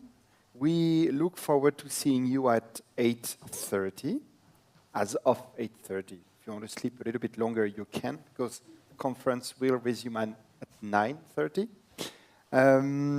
A last word to tell you that the networking cocktail is under preparation. So don't leave, stay here, because it's coming. It's about 10 minutes, so it will be there. And it will last until 7. Then you're free to enjoy the amazing Valenciennes crazy night live. Just, you'll see. Just, we'll discuss it tomorrow morning. And